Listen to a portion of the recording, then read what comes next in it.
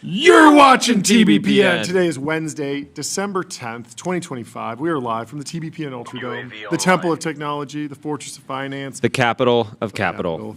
Ramp, time is money, save both, easy to use corporate cards, bill pay, accounting, and a whole lot more, all in one place.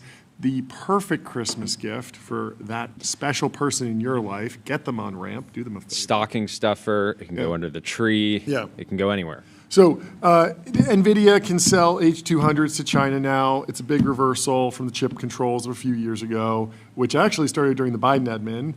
We were really pushing to not allow big, the best and most amazing chips to go to China. Well, all of that's changed with this H200 news. Now Nvidia can sell to China, but they got to pay 25% to Uncle Sam. The big man. The big man, Uncle Sam. And so the estimate for you, the taxpayer, assuming you're an American taxpayer, is that you will be $5 billion richer because NVIDIA is estimating that they will be able to sell $5 billion of chips to China every quarter. That's right. 25% of that, of course, is $5 billion per year. But it's unclear where this will actually pan out. I'm not sure where it will land. It is an interesting question because there's been a lot of diversion. There's been a lot of engineering that's happened in China to work around the frontier. But then also they might have gotten their hand on some Blackwell. There's a whole bunch of crazy headlines going back and forth. One interesting story. So there's a bunch of good arguments on both sides, and there's a bunch of terrible arguments as well. But we should go through some of these. So the best argument that I have heard for allowing an American company, Nvidia, to sell H200s to Chinese companies is basically just free trade. Keep the government out of the boardroom. NVIDIA is over 30 years old. They make computer parts. If you don't believe in nuclear-level AI capabilities, then why would you be so worried about AI going to China? It's just autocomplete. It's just better SaaS. Yeah. It's not, yes, it might increase their GDP, but there are tons of things that we sell to China that does increase their GDP. We bring the business of manufacturing iPhones there, right? We bring them quite a lot of business. We sell soybeans. We sell all sorts of food. They sell us stuff. Like free trade has happened for decades. Like, yes, there is a little bit of a decoupling, but for the most part, the modus operandi of the American geopolitical system has not been try and reduce GDP growth in all of our geopolitical rivals at a full stop, right? No, it's never been that way. And at the end of the day, if you're an American company, I am sympathetic to this idea that Jensen is just like, look, I'm just trying to build a big company. I want to sell my stuff everywhere. I think my stuff's good. I don't think it's dangerous. I don't think I'm making nuclear weapons. I didn't get into the nuclear weapon business, and now I'm being treated like I'm selling nuclear weapons. It doesn't quite make sense. I understand that there are other It's hard for him to go over there or go to Washington and argue. It's really not that important. It's just kind of like an extension of the existing software paradigm. It's just SaaS. Well, yes. You're right. It's hard because to you can't do sell that this and then also continue to sell this. Yes. Did we just lose power? What's going on, boys? Yeah, what's going on with the lights? It's crazy. Probably a nation state, as usual. Who knows? Trying to take us offline. Indeed. Continue. Privy. Privy makes it easy to build on ccrypto rails, securely spin up white label wallets, sign transactions, and integrate on-chain infrastructure, all through one simple API. There are other factors in the trade relationship. One sort of giga-brain take is, if you believe that AI slop will one-shot people, it will reduce the birth rate because people will be so obsessed with AI avatars, romantic companions. Well then, and if you are anti-China, maybe you should export as much as possible, right? I don't see anyone making those arguments today, but I do wonder if there's someone, if you are doom-pilled in that way where you think that AI is bad, but you also think China is bad, do you have to argue in favor of the export of the H200? Maybe. Let them have. I don't know. Anyway. Everything. There was something interesting because we also don't know exactly how big of a deal this H200 unbanning is, because last time there was news on this front, the CCP basically said, like, hey, we don't want our Chinese companies buying these, even if they are available. We don't want them. We don't want them here. And the CCP kind of doesn't want Nvidia chips filling up Chinese data centers. It feels like China, at the very least, has been somewhat receptive to this idea that they don't want to become dependent on the American tech stack, right? Yep. But clearly Chinese companies do want Nvidia. We saw this with the DeepSeek team figuring out how to get some Blackwell, apparently. And it's actually going further than that. There's some Chinese nationals that have been recently risking legal consequences from the American justice system. This was very interesting. On Monday, the U.S. Attorney's Office in Houston revealed something called Operation Gatekeeper. Very exciting name. Which government is weirdly great at naming. Yes. And coining some of these operations. Interestingly, when you Google Operation Gatekeeper, you get something about building a border wall, and it was, but from the presidency of Bill Clinton. So Operation Gatekeeper originally was a measure implemented during the presidency of Bill Clinton by the United States Border Patrol, then the INS, aimed at halting illegal immigration to the United States at the U.S.-Mexico border near San Diego. It was, and so I guess they constructed a wall on the beach in the 1990s. He literally built a wall, which is crazy to me because I thought that was like a Trump era thing. Anyway, the new Operation Gatekeeper. There's the operation for that Canadian snowboarder is called Operation Giant Slalom. Giant Slalom. That's a good name too. So the new Operation Gatekeeper has nothing to do with the domestic immigration across the U.S.-Mexico border. It instead is focused on AI chip smuggling, and this particular operation has just uncovered $160 million worth of illegal AI chip smuggling. Very, very interesting. So a 43-year-old Chinese citizen named Fanyue Gong was living in, his name's Gong. Which, I mean, we love gongs here, but I don't love Before we this figure out the because bad stuff that he's doing, let's give a quick round. It's a fantastic name. So this guy's living in Brooklyn, 43. Okay. And also separately a Canadian citizen from China. They independently conspired with employees of a Hong Kong-based logistics company and a China-based AI technology company to circumvent U.S. export controls. Basically, they bought a ton of Nvidia GPUs, then they would send them to a co-packer or like a fulfillment center, remove the Nvidia labels, put new labels on the chips that would say Sandkyan, Kyan. I'm not exactly sure how to pronounce it. Once the chips were packaged back up, they would ship them. Oh, I said chip them. I need to change that. Probably already went out. They would ship them to China or Hong Kong under a generic classification of generic computer parts. And so everyone involved faces significant legal consequences. Now, I couldn't figure out exactly what the consequences are. I'm not sure if it's like years in prison, but it doesn't seem good. You're responsible for diverting $160 million worth of chips. That's rough. The question then becomes, how did it get in their hands initially? Oh, because they were just like, hey, I'm a Brooklyn guy. I want to buy some Nvidia. I know, but 160 million, it's a big company. They do a lot of revenue, but you would think, oh, what's this address that we just got this order from? You'd be like, Brooklyn. Is that a... It'd be like, yeah, I'm shipping it to a company in Brooklyn. It's probably like a coffee shop or something like that. Yeah, maybe it's like, I want to have an accelerated, design studio in Brooklyn, something. I don't know. I know, but the seems like a KYC failure. Potentially, yeah. I mean, I don't know. There was one of the guys involved. It was technically a Canadian citizen who was from China, and so you stack all these up, and you have like, okay, well, I'm shipping it to Brooklyn, and the guy's a Canadian national, and at a certain point, you're like, and it could have been through some sort of reseller. I don't know. I'm sure we'll find out more. Last name's Gong. His last name's Gong. VPN hits a gong a lot. It's probably. They probably got too excited, and they were just like, "Wait, we sold how much? We sold 160 million bucks today. Let's ring the gong." They just got fired up. But Mr. Gong will unfortunately not be hitting any gongs soon because he might be going to jail. Very unfortunate. But it's like one of the worst. It's so stupid because he could have just done nothing and won. Like, because today, what he did is not illegal anymore. Like, you can actually just export these. They were H200s? Or I don't know if they were H200s. They haven't said exactly the mix of the GPUs, but in general, it's like this happened a year or two ago. So it's not like he was getting Blackwell. It's not like he would have been buying H200s in Brooklyn. They would have been even more like, wait, you realize we have an American version of this?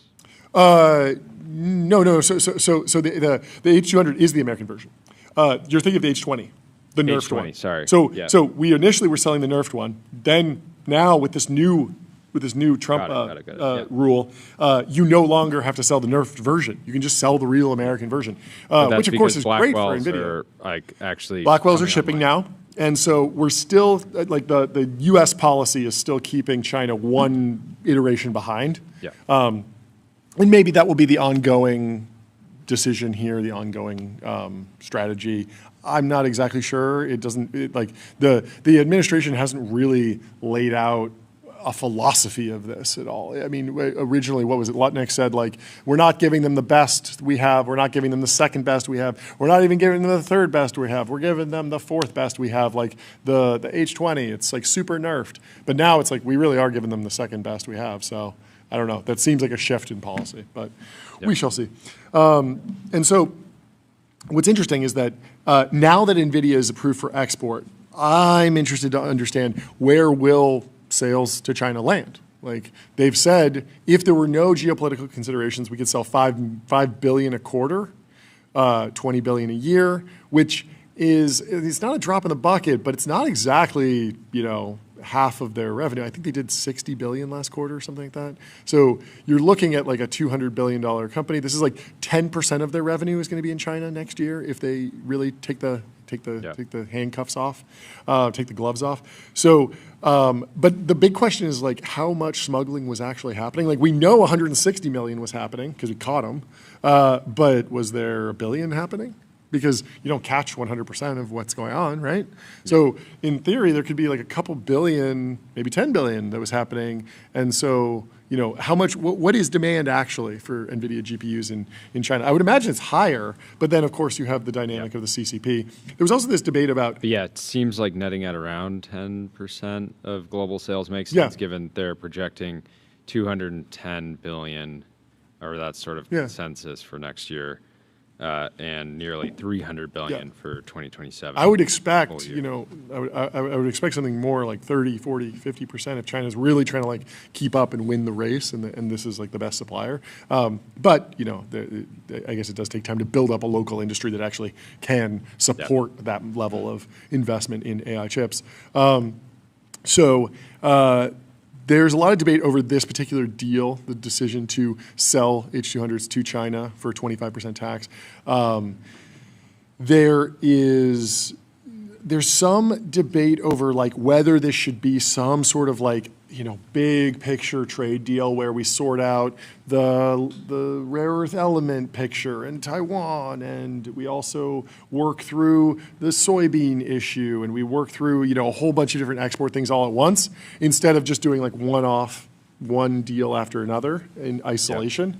Yeah. I'm not that nervous about that. I don't really feel like I really need it all to be resolved once and for all. I feel like it's fine to have this happen and then watch the consequences of that and see how the chips stack up and how valuable is this. Because does China really, are they going to be breathing a sigh of relief in 6 months? And they're going to be like, okay, well, if you gave us this, we really do like the chips. We're very thankful to that. And in exchange, we will be loosening export restrictions on rare earth elements, for example. I don't know that it has to all be done within one deal. But regardless of whether America wins from this or China wins from this, it's clear that Nvidia wins and also that smugglers lose because the smugglers are going to jail. Yeah. So good luck to them. Well, don't break the law. Stay compliant. Get on Vanta. Automate compliance and security. AI that powers everything from evidence collection and continuous monitoring to security reviews and vendor risk. Without further ado, I think we bring in our first guest. Fantastic. Brother Joe. We have Joe Weisenthal. Sir Joe Weisenthal. In the studio. How you doing, Joe? Good to see you. I'm good. Thrilled to be here on this wonderful Fed Day. Yes. Well, and also, is it not the 10-year anniversary? Was that yesterday? When did the party actually happen? The party was last night? Yeah, the party was last night. I'm sorry it didn't align with one of your hopefully increasing the number of trips to New York City. I can't wait. Yeah, we're going to be there all the time. 2026 on the IPO front is looking... Yeah. I'm shocked. I'm glad you were able to get out of bed, sober up by 2 p.m. Eastern for this press hit. For the rate cut. It's very impressive that I'm here right now. Of course, yeah. Everyone should be very impressed that I'm coming on TBPN today, given the circumstances. Yes. I'm sure it was a lot of holiday cheer and a lot of revelry. And it's a massive moment. And again, just congratulations. We've said it before. But what a generational run. With Odd Lots, 10 years. That's not easy. A lot of people give up. And you've stayed the course and just built and built and built. It's fantastic. Yeah. And everyone is clapping for you because we're all big fans. That's right. We love you. Right. Let's hear it. Let's keep going. Yeah. Well, no reason to stop. Let's just do this for 10 minutes. Anyway, did you see our post? Henry on our team hit the timeline. It said, Fedward scissor hands. The Fed just cut interest rates by 25 basis points. I like that. Anyways, breakdown. How have we gone this long without anyone making that? I've heard a million Fed puns over the years. Inspiration but I think that's comes the first time I've heard that one. A genuine novelty. I think it is the first time. That's really good. Novelty is important. But explain to us what happened. How are you processing the news? What does it mean? It's very interesting to think about this cut in the context of some recent developments. So I think I would start by saying that, 2 or 3 weeks ago, the market didn't even think the Fed was going to cut. If you looked at implied odds from various instruments in which traders trade the short end, it was below 50%. So I think that's an interesting place to start. The fact is, it seems like Powell probably had to do some politics to bring the Fed around and actually make the case, because there are crosswinds. We know that the unemployment rate has been creeping up, but inflation is certainly not back to target. And I think actually, if you look at the statement from the Fed, one of the things they noted is that inflation has been elevated since the September meeting, that it's actually gone up. They're still not back to their 2% target. In fact, it's actually drifted higher. Now, you could say, okay, well, maybe this is a tariff effect, and so you look through that. But I still think it's quite notable that we've had basically 5 years of the Fed not hitting its inflation target. It's still warm, and yet Powell got through a cut. But so one might look at this and say, you know what? The Fed doesn't take 2% inflation as seriously as it used to. In fact, a lot of people on Wall Street are saying this. Maybe there's a soft, 2.8 inflation target right now, which maybe the trade-off is worth it because you don't want employment to snowball. You don't want that to run away. So maybe you tolerate higher inflation. But look, I think fundamentally you could ask, does the Fed take 2% inflation as seriously as it used to? But there's something else, an important dynamic, which is that as we know, Trump is going to appoint or announce a replacement for Powell very soon. Trump would like to see more faster rate cuts than we've been getting. But, there were 3 dissents. And so the president of the Kansas City Fed, Schmid, the president of the Chicago Fed, Goolsbee, they voted for no cut. The other dissent was Stephen Myron, who voted for a 50 basis point cut. But this is really important because whoever, let's hear for 50%.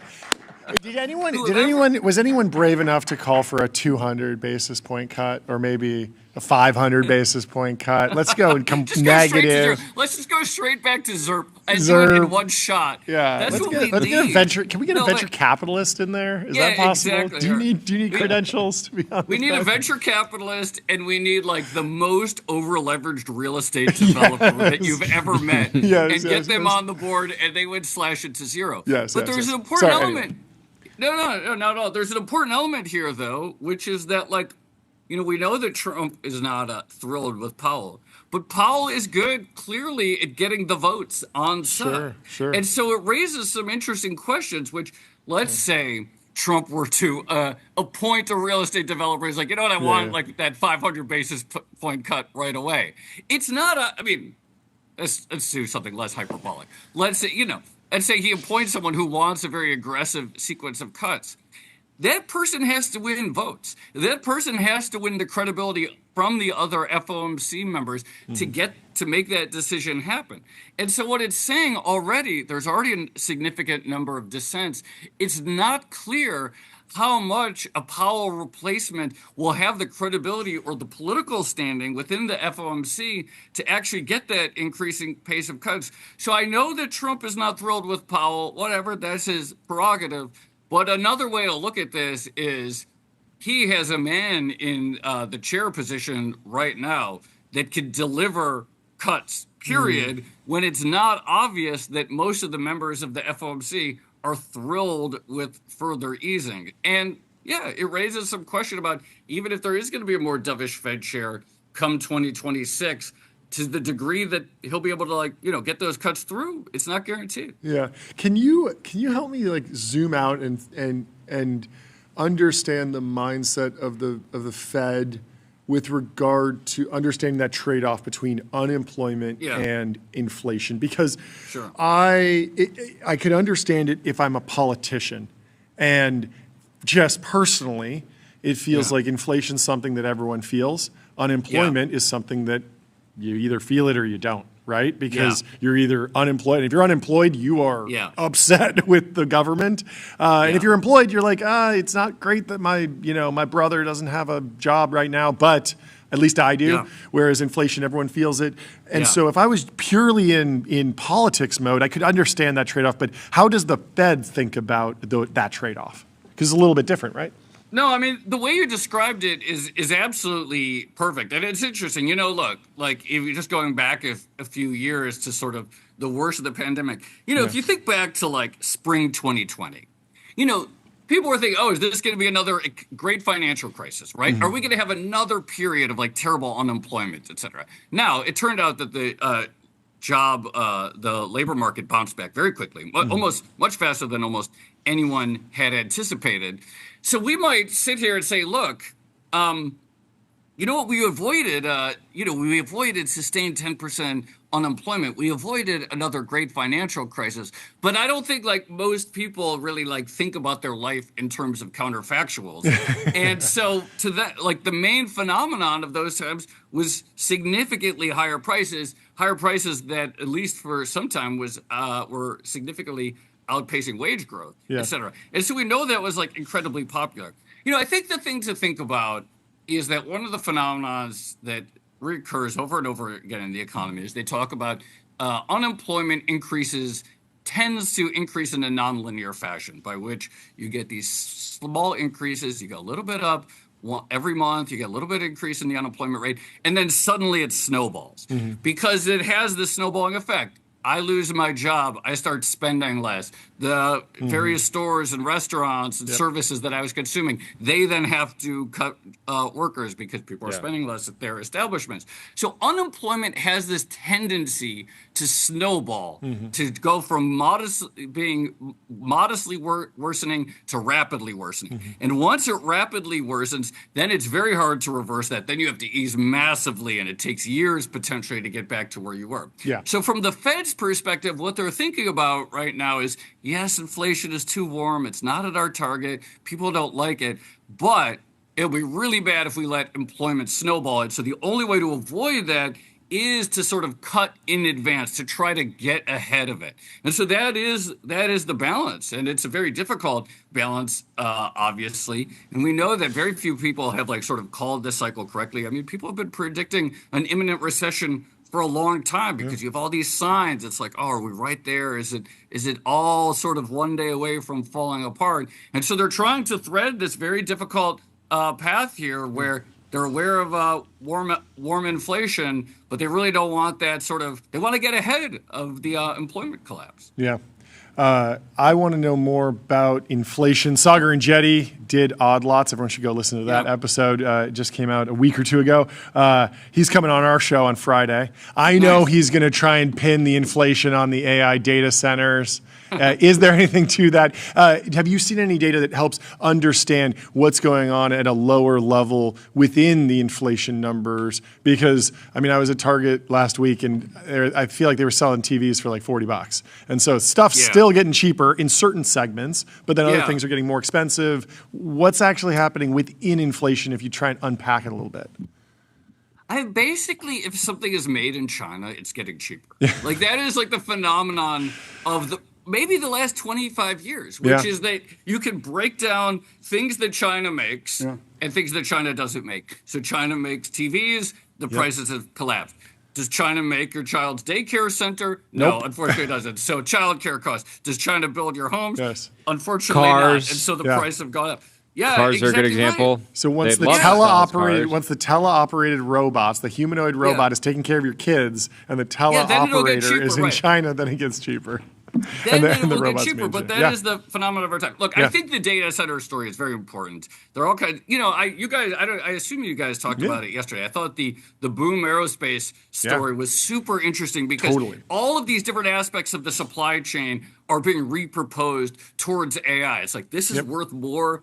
Their technology, at least at this point, might be worth more in a AI data center to make natural gas turbines than in a plane that might or might not exist one day. The narrative over the last Crusoe and CoreWeave and so many of these neoclouds. I mean, they started out as Bitcoin miners, and then the highest and best use switched, and very quickly these became AI factories, AI data centers. Yes. So what I think is there are a lot of resources that are being. You know what? We could reallocate this better to AI, and that means that that creates an element of tightness in the supply chains, certainly in key categories. I think by and large, it would be hard at this point to actually draw a line, however, between what's happening in data centers to measured inflation. And even electricity prices, which would be the most direct one, because we know electricity prices have gone up quite a bit. The link between electricity prices and data center build-out, it's pretty tenuous at that point. It's not really enough to be meaningfully moving the dial. There are other drivers of higher electricity prices, including just maintenance on the wires, which has gone up for just sort of garden variety inflation reasons. Yeah, I feel like the Boom Supersonic, if Boom did release a fleet of supersonic planes, that should be deflationary to air travel in theory, even though it's going to come in at the super high end. Just having more planes is a supply and demand equation, and you're going to see deflationary. If they move over into focusing on AI and it pushes out their timeline, of course, Blake at Boom is arguing that this actually accelerates their timeline because they can, and I'm sympathetic to that argument. Yeah, me too. But it was fascinating to see that, there are companies that I could see pivoting to AI Boom was pretty low on the list for me. Yeah, you didn't think that the airplane startup No, was not going to at pivot all. to AI, but it makes sense. Yeah. I mean, right. Like if there's, it's intuitive. I mean, this is one of the ironies about sort of talking about inflation on the big scale, which is that how do we get things more, how do we get things cheaper? Well, we need more supply side capacity. We need more planes. We need more wires. We need more all this. In the meantime, that all costs a lot of money and it absorbs a lot of resources, et cetera. So supply side expansion sounds really nice because that's ultimately how society moves forward and things become more affordable, et cetera. However, to get there, that is a resource intensive process. And so it's not the kind of thing that none of that disinflation will happen tomorrow or the next week or the next year even. Yeah. And in the meantime, it creates tightness. Across the supply chain, which is potentially inflation. Yeah, the other thing, anecdotally, I know a number of companies that were just like, oh, we have tariffs now. I'm going to pass this on to the consumer, and they just immediately raise prices, and so that factor is very real. How is Wall Street in general thinking about the tariffs just being determined to be unconstitutional? There feels like that. Wait, do you mean the Nvidia 25% tax? No. I'm not talking about export tax. Yeah, the risk that the Supreme Court says the tariffs are null and void. You know what I think? I think Wall Street would just love to not have any more headlines about tariffs. Because look, the stocks are basically at all-time highs, even with the tariff announcement. Yeah. No more headlines. No more headlines. Call them off. Moratorium. And presumably, if the just Supreme 2% Court, a day forever. That's all we want. Yeah. Presumably, if the Supreme Court strikes down these tariffs, the assumption is that the administration will come up with new tariffs under some different rule. Like they'll come up with some different argument that's not national security related. Tariff jujitsu. But then we have more tariff headlines. So it's I think that in theory, yes, maybe it's better for stocks and the market if the Supreme Court strikes down the tariffs. In reality, I think people are like, oh, we just let them be. They have the stock market's at all-time highs, et cetera. The last thing we need to do is to have yet another Liberation Day where Trump unveils a new reason to have tariffs under some other statute, some other technicality of the law. I think that's the last thing investors want to see right now. Yeah. How much are you paying attention to the 10-year now in the near term? It obviously dropped on the news and then it's just climbing back up. I think this is actually very important, again, thinking about who is, when we think about the Fed in the future under any chair, right? Because what is the 10-year yield? The 10-year yield is the average overnight yield for the next 10 years. Mm-hmm. That's how to think about it. The Fed directly controls the overnight yield. But let's just say, let's say the Fed cuts aggressively. Let's say we get that 200 basis points cut of people's dreams, et cetera. Well, intuitively, that would be inflationary, right? You set off another boom. You set off the animal spirits again. Mm-hmm. Suddenly you get more inflation and people are looking out, wow, there's going to be more inflation over the next 10 years. What does more inflation over the next 10 years equal? Well, it probably means rate hikes sometime down the road. So there is this tension where, and so then the 10-year goes up. And so there is this tension where cuts at the short end do not mechanically by any means do not mean lower rates at the long end. And lower rates at the long end are where the juice is at. Lower rates at the long end are what affect mortgages and credit cards and corporate borrowing and all of this stuff. So this is another thing that I think the next Fed chair and the administration has to think about, which is that you can cut rates at the short end and not get any juice in terms of the actual lower rates from the parts of the curve that actually affect the real economy. And so even cuts don't necessarily lead to the kind of monetary easing that you would like to see. Last question from my side. We'll let you get back to nursing your hangover. I love how you just assumed that Joe had such a wild night. I imagine there was a lot of people surfing going on. Yeah. I like that. Yeah. I like to imagine you people surfing on all the fans of the 10-year. Do you read anything into consumer confidence from Black Friday? We were covering it a lot, with our friends who run e-commerce stores, and there were a lot of good signals there. But it's hard because it's one e-commerce store that we know and they're doing well. It's not the broader economy. And it's a broader trend of Black Friday just moving online. And Exactly. E-commerce brands are it's the hard beneficiaries. to know. It's hard to get. Yeah. It's hard to get a read. JP Morgan actually, they presented at a conference yesterday. They said they're starting to see a little bit of cracks in the consumer. Okay. I don't remember the exact term, Yeah. but they did call out potential frailties there, so that was very notable.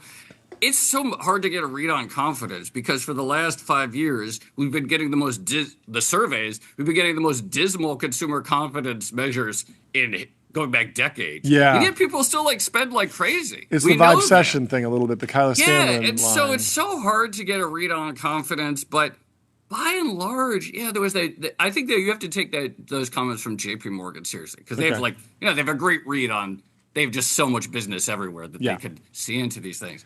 But by and large, there isn't a ton of evidence yet that there's a real deceleration happening in consumption. Yeah. No, that makes sense. Jordan, anything else? No. Thank you so much for coming on the show. Anytime. Merry Christmas. Can we play some Christmas? Overnight success. Overnight Some success. Christmas music. That's Play right. some Christmas music to let Joe go about his day. right, Merry take care. Christmas. Have a Great to good see you, Joe. weekend. We'll talk to you soon. Turbo Puffer, serverless vector and full text search built from first principles on object storage, fast, 10x cheaper, and extremely scalable. The air horn over the Christmas music is Yeah. not something I've ever heard before. Turbo Puffer. Anyways, should we get into this post from Matt Levine? Absolutely. He says, the Warner deal will take a while. We it. said something similar last week. I'm sure he will have And Levine's also coming on the show on Friday. Very excited but let's for that. give everyone a taste of he his says, newsletter. Also, M&A, AI data, $1 trillion IPOs, and good TV is bad for stocks. We're really doing Bloomberg Day. Warner Weisenthal. Wars. It's perhaps worth saying that Paramount's offer for Warner Brothers Discovery Inc. is not exactly a classic hostile tender offer. Warner has signed a merger agreement with Netflix in which Netflix would buy most of Warner for about $27 per share in cash and stock, leaving Warner shareholders with a bit of the company worth somewhere between $1 and $5 per share. That merger will take a long time to complete. For one thing, Warner shareholders have to vote on it, which means that Netflix and Warner need to put together a proxy statement and prospectus for the deal, file it with the SEC, and hold a shareholder vote that could take months. For another bigger thing, the U.S. Department of Justice will need to review the deal for antitrust concerns. Those concerns are significant, and Netflix and Warner have budgeted at least a year for that review. That jump was announced. That deal was announced last Friday, and on Monday, Paramount jumped in with an all-cash $30 per share offer to buy all of Warner, which we discussed on Monday. It took the offer directly to Warner shareholders. It launched a tender offer scheduled to expire on Jan 8th to buy those shares. The two deals operate on different timelines. Warner plans to ask its shareholders to vote on the Netflix deal, but that vote will happen long after Jan 8. And if Paramount buys all the shares before the vote, then the question is moot. Oh, because they'll own all the shares, they'll vote no. Yeah. Interesting. If the shareholders all sell their shares to Paramount in January, they can't vote on the Netflix deal in March. And if 51% of the shareholders sell to Paramount, Paramount will control Warner, vote down the Netflix deal, and acquire the company itself. Interesting. That is the classic benefit of the hostile tender offer. It's fast. If Paramount's tender is more appealing than Netflix's merger, then Warner shareholders will sell their shares to Paramount before the Netflix vote, and Paramount will win. And if the deals are roughly equally appealing, if shareholders are more or less indifferent between the two bids, then the speed of the tender offer is a real advantage. Okay, Shareholders. but the headline here is that this deal's going to take a long time. And here he's saying it's fast. So Well, let's see where he gets this it. is interesting. I'm hooked. Then the speed of the tender offer is a real advantage. Yeah. Shareholders think, I don't care too much, but if I tender to Paramount, I'll get this done faster, so I might as well tender, and Paramount wins. Or that is a classic theory, but it is hard to achieve in practice, and it's not really true here. Paramount's offer says at the top that it expires on Jan 8, but it's not like it will buy the shares on Jan 9. Even if 51% or for that matter 100% of Warner shareholders tender to into Paramount's offer, the offer will not close until two other conditions are met. One, Paramount's deal also requires antitrust clearance. It is not legally allowed to buy the Warner shares until it gets that clearance. Interesting. For a combination of fundamental and Trumpy reasons, Paramount thinks it will have a much easier time getting antitrust clearance than Netflix would. But I remember seeing that the Netflix team was arguing that from an antitrust perspective, Paramount has a lot of watch time as well. And so Paramount Plus, even though it's a much smaller streamer, you put everything together, and they were like, it's really not that. It might even be more total watch time across everything. I'm not sure that pans out, but it was an interesting point that just from creating the monopoly perspective, like maybe it's the fourth most controlling stake, but there is an argument there, and so it does need to go through review, and so that will hold things up. Paramount's proposal expects to receive regulatory approvals likely within 12 months. That's a long time. Faster than Netflix's expected timeline, but a lot slower than Jan 8. 2, Paramount's deal is, by its terms, conditional on becoming a friendly deal. A condition of its offer is that Warner Brothers shall have entered a definitive merger agreement with Paramount, and the purchaser substantially in the form of the merger agreement submitted by Paramount to Warner Bros. On December 4th, 2025. That is, Paramount does not just want to buy a majority of Warner's stock and block the Netflix deal that way. It wants Warner's board to abandon the Netflix deal, pay that $2.8 billion reverse termination fee, and sign a deal with Paramount instead. Interesting. The deal is too big, and the antitrust approvals and financing are too complicated to do as a purely hostile deal. Paramount will need Warner's help to close its deal. In some sense, then the Paramount deal is not a real tender offer, one that depends only on the shareholders, one that shareholders can accept even over the board's objections. The Paramount deal is a pressure tactic, a way to get shareholders thinking, hey, I would rather get $30 in a year than $27.75 in 18 months, and telling the board that. If the shareholders all would tender into the Paramount deal, then it's hard for the board to stick with the Netflix deal as a matter of fiduciary duties and shareholder pressure. But it's not like if those shareholders all do tender into the Paramount deal, it will just close. It's a jumping off point for negotiations. And so Bloomberg's Lucas Shaw reports that Paramount and Netflix are girding for a battle they predict will stretch well into 2026. Lucas says... Well, if you want to follow along with Paramount or Netflix, go to public.com. Investing for those who take it seriously. Multi-asset investing. You're trusted by millions. And yes, Netflix is on there. Paramount's on there. Warner Brothers is on there, at least for now, until taken private. Lucas Shaw says Warner Brothers was given 10 business days to respond to Paramount's hostile $30 a share bid for the company on Monday, since that offer was already rejected once. The Warner Brothers board isn't planning to cancel the merger agreement signed last week with Netflix, according to people familiar with the company's thinking.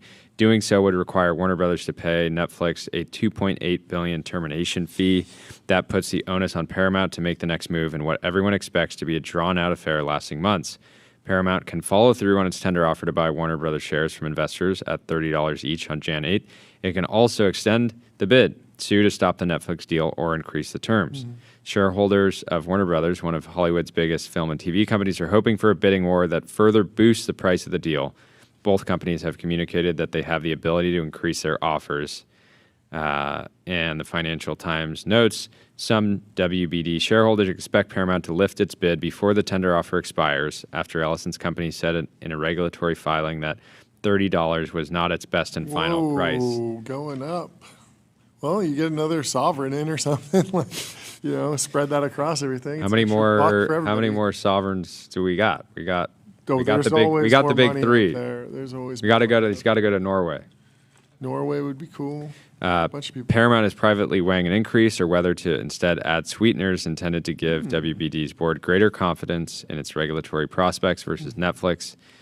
And Matt goes, you don't go around saying on television, as Paramount did, that your offer is not best and final if you want shareholders to tender so you can close next month. They know there's a lot of negotiation to come. It's this position that the Ellisons are in where feels like every other week they have to offer a higher price. It's like, how do you it's kind of a vicious cycle. Yeah, it's pretty crazy to have them going back and forth here. I feel like it's going to land with Netflix. I don't know. I mean, this is the first time I've tracked one of these this closely in my entire life. It's also just sort of an unprecedented deal because of the scale and all the political stakes and whatnot. But it just feels like the breakup fee is real. Like the fact that there's a massive multi-billion breakup fee on both sides that's like material to their market cap, material to their you have to pay essentially 1%, 2% of your market cap in the event of a breakup. That feels like like Warner Brothers and Netflix were like, let's actually make this happen. Let's be really sure this is going to happen. Let's make sure it makes it through antitrust. Let's make sure, like, I don't know. Then again, like the Adobe Figma thing, I was shocked when that broke up because that felt like a crazy breakup fee. But $1 billion was still lower than what Adobe was trading at the point. It was less than 1%. This is higher on a percentage of market cap, breakup fee to market cap ratio. So I don't know. It feels like Zaslav probably like thought about it a lot. But we have some more folks coming on the show today to talk about this. We can answer a lot more questions. We have Ben Smith from Semafor. He's the co-founder and editor-in-chief at Semafor. He's joining in just 15 minutes. While we move on to our next story, let's tell you about graphite.dev, code review for the AI age. Graphite helps teams on GitHub ship higher quality software faster. There's so much clapping going on across the studio and the soundboard that. Should we get into this piece on Meta? Absolutely. From Eli Tan over at the New York Times. What does it say? Meta's new AI superstars are chafing against the rest of the company. It's Chafegate. It's We've heard about this. Chafegate. We've established this. Eli writes, an us versus them mentality has emerged between Meta's top artificial intelligence team and longtime lieutenants to Mark Zuckerberg. Yes. Eli writes, when Mark Zuckerberg revamped Meta's AI operations this year, he recruited a new leader. Former guest of the show, Alexander Wang, Let's go. a 28-year-old entrepreneur, to build a team of top researchers from rivals like OpenAI and Google. Yes. That team, called TBD Lab, for Yes. to be determined, was placed in a siloed space next to Mr. Zuckerberg's office at the center of Meta's headquarters, surrounded by glass panels and sequoia trees. Mr. Zuckerberg wanted to separate the new AI group from the bureaucracy of the company, which owns Facebook, Instagram, and WhatsApp. Said two people familiar with the matters. I'm glad those people know that Facebook owns Instagram. No, I'm just kidding. 5 months later, that divide has become more than physical. In meetings this fall, Mr. Wang has privately told people that he disagreed with some of Mr. Zuckerberg's longtime lieutenants, including Chris Cox and Andrew Bosworth, Chief Product Officer and CTO, respectively. So this you're gonna be interested in this, John. So in one case, Mr. Cox and Mr. Bosworth wanted Mr. Wang's team to concentrate on using Instagram and Facebook data to help train Meta's new foundation model to improve the company's social media feeds and advertising business. Let's go. Which is you've been wanting this whole time. Yes. It's like do this whole thing, personal super intelligence, and then just deliver the algorithm better, make the ads better, grow the business in that way. So what did Mr. Wang say? He argued that the goal should be to catch up to rival AI models from OpenAI and Google before focusing on products, the people said.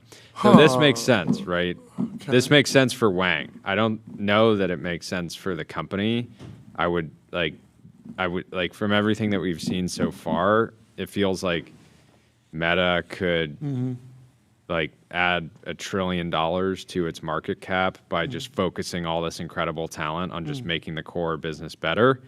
But Wang and the rest of the team are going to be a lot less motivated by that than having the biggest data centers, doing the biggest training runs, having the best model, competing on the global stage. And so I can see why Wang is pushing the other direction. Okay. So let me tell you about ADIO, the AI native CRM. ADIO builds, scales, and grows your company to the next level.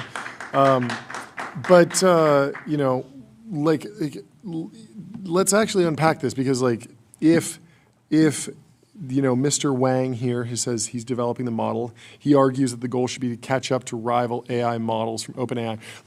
If they wind up having a model that is, actually in the same league as Claude and Gemini and OpenAI and XAI, and it's this closed source, it's an API, it does well on MMLU, it does really well in the benchmarks. It's what value does that really bring? Because that's what I'm saying. Even on the benchmarks, you could just go and get a model off the if you want to compete in search, knowledge retrieval, so, even agentic commerce, you can take models off the shelf. Yeah. In the same way that Apple's doing.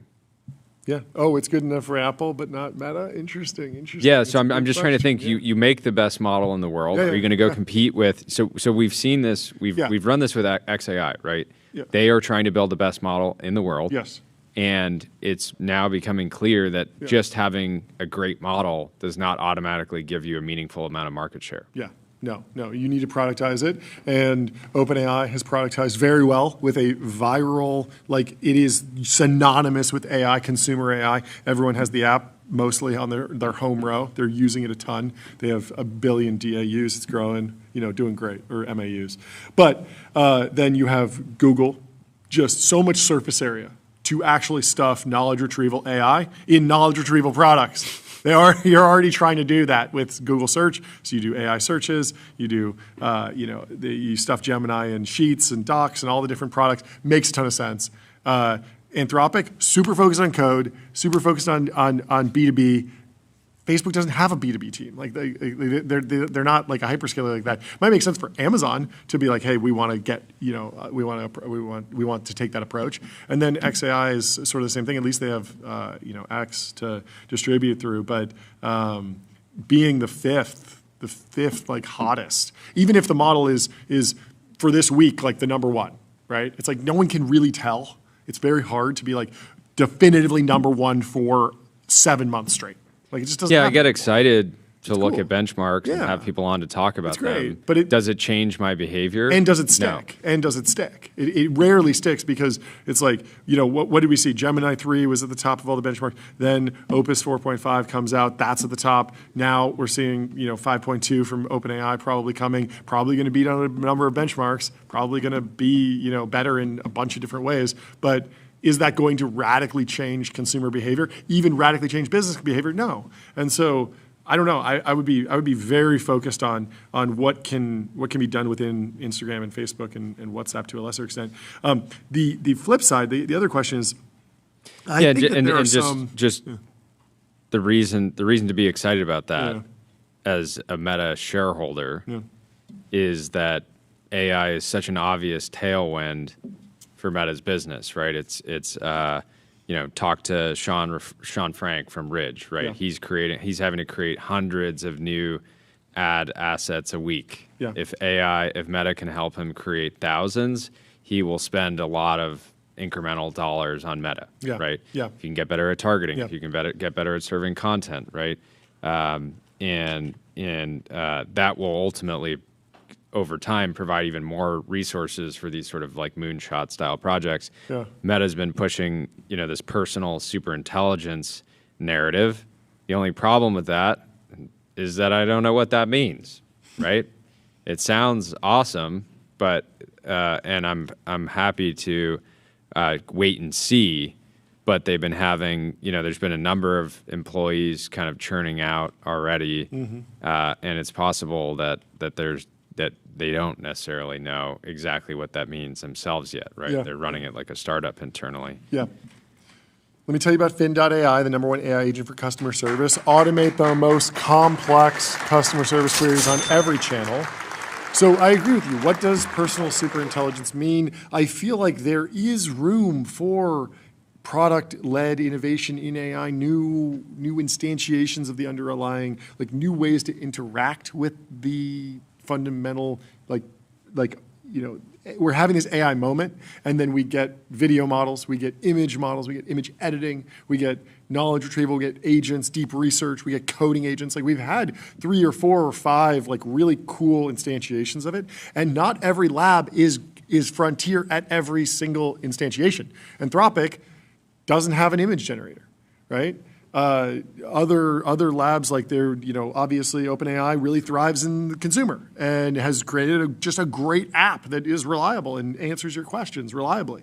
Other companies have struggled to hit that instantiation. It would be very, very cool to watch the Facebook team figure out what is a way that they can bring AI to bear inside of Instagram in a cool way, in a new way. The problem is that Facebook and Instagram don't really have that DNA. They sort of tried it with the Vibes app, but also there's very low ROI on that, because as soon as you let's say that they do come up with like the next stories, and it's like, oh wow, like you take AI and you stuff it in a social app and you do this one special thing and then everyone loves it. It's great. It's not just like they didn't create that. No, I know. But let's say that they did. It's like it's going to get copied everywhere anyway, so it's not really that much. Like they really should just wait around for everyone else to do their R&D. They should wait. They should be Evan Spiegel. What are you doing? Come on, invent something for us. And so I can actually see Alex Wang's pushback on like, hey, you want to use Instagram and Facebook. You want to do something more incremental, but like. How are we going to do something great in AI in those ecosystems? Like, I don't know that there is that much, because again, the actual like feed ranking team, that's not the Gen AI team. That's not MSL. That's not TBD Labs. That's core AI. That team is cooking. They've been using GPU accelerated algorithms for a long time.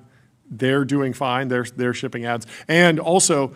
All the advances in AI, they're showing up in the financial results over there. Like the ads are definitely getting better targeted. They're showing people more ads. They're showing people reels that they like better. 0 to 50 billion. Yes, and a lot of that is an AI story, and they're not getting credit for that because it's core AI. It's not Gen AI, and Gen AI is the cool one because it's like, wow, cat, picture, video, awesome, music. Yeah.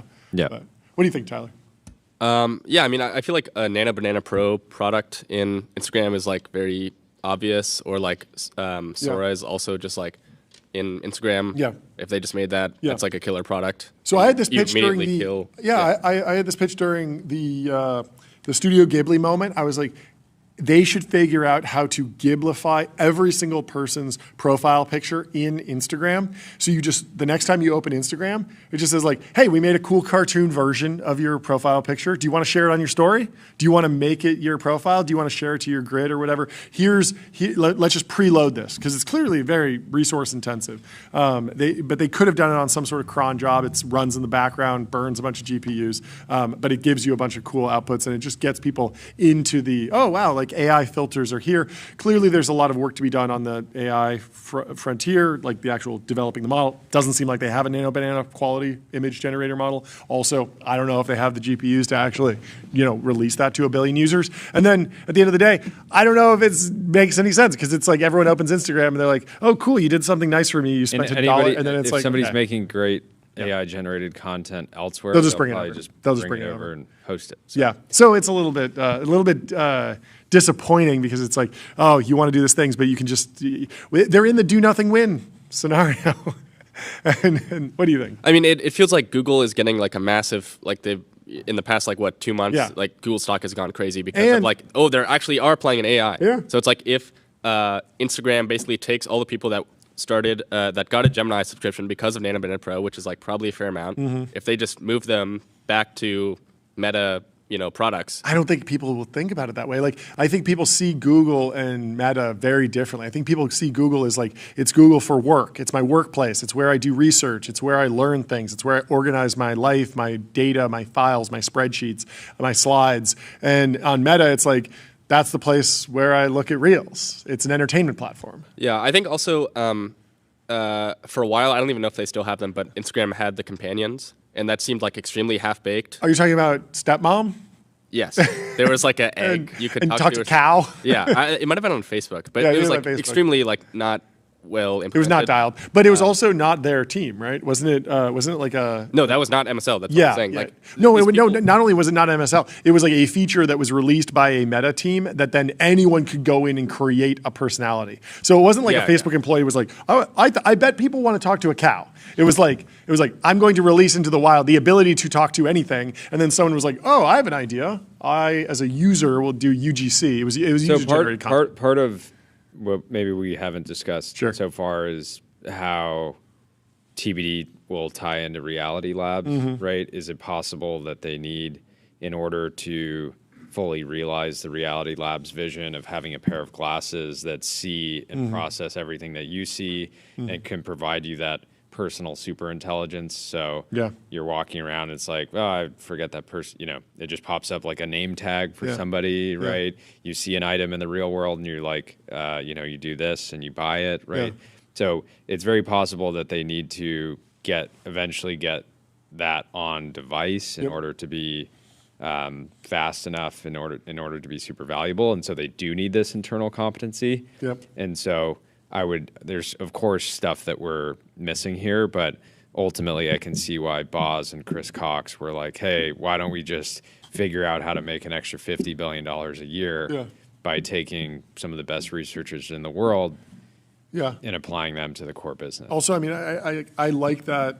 I like that philosophy. They're bought in on the metaverse, the AR, the XR, all this stuff. But I mean, they do got to buy time. It just feels like they need to buy time because it feels like it's still not at some sort of inflection point where, oh yeah, this is going to be the iPhone moment. Everyone's going to be using these augmented reality glasses next year or the year after. It's like, it's still very niche. I was in a Best Buy. I saw the Meta Ray-Ban displays, I believe there, and they were certainly not being swarmed. So I don't know if we'll ever get any data on how many pairs they sold, but I'm not seeing it on a lot of lists of like the hottest tech items this year. I'm not seeing a lot of people buy them, gift them. It still feels like, okay, they've created something really cool, which is technologically, it's a heads-up display. It looks good. It's cool, but like, there's a lot of work to be done to actually educate people, create software for it, make it seamless. But I think it'll be a popular gift. I'm planning to gift some of the... But to what degree? Like 10 million units or a million? I don't know. It's a big question. But I know people are going to be giving each other cognition. That's right. Time with the AI engineer, Devin. Crush your backlog with your personal AI engineering team. Well, without further ado, we have Ben Smith from Semafor joining. He's in the Restream waiting room. Ben Smith, good to finally have you on the show. Thank you so much for joining us. It's good to finally be on. Yes. Overdue. Nice to be here. Well, we were confused. Guys, we were confused because early in the show, about a year ago, you broke a story about a group chat, Chatham House, and we were very confused because we assumed that Ben Smith was a pseudonym because it sounds like the name that goes on every kid's fake ID. If you don't want someone to know who you are, you make up a name. John Doe, Ben Smith. This is just a name that you pull off the shelf. But it is, in fact, your real name, correct? Wow, that's a really insightful observation. But yes, it is my real name. Fantastic. Well, maybe I should have used a pseudonym. A lot of people were mad about that. They were upset about that. But I thought it was an insightful piece. I thought it was a fun little peek behind the curtain of the Chatham House. But anyway, we are here to talk about the Warner Brothers Discovery news. First, can you actually introduce yourself since it's the first time on the show? Would love to get up to speed on a little bit of the Semafor journey.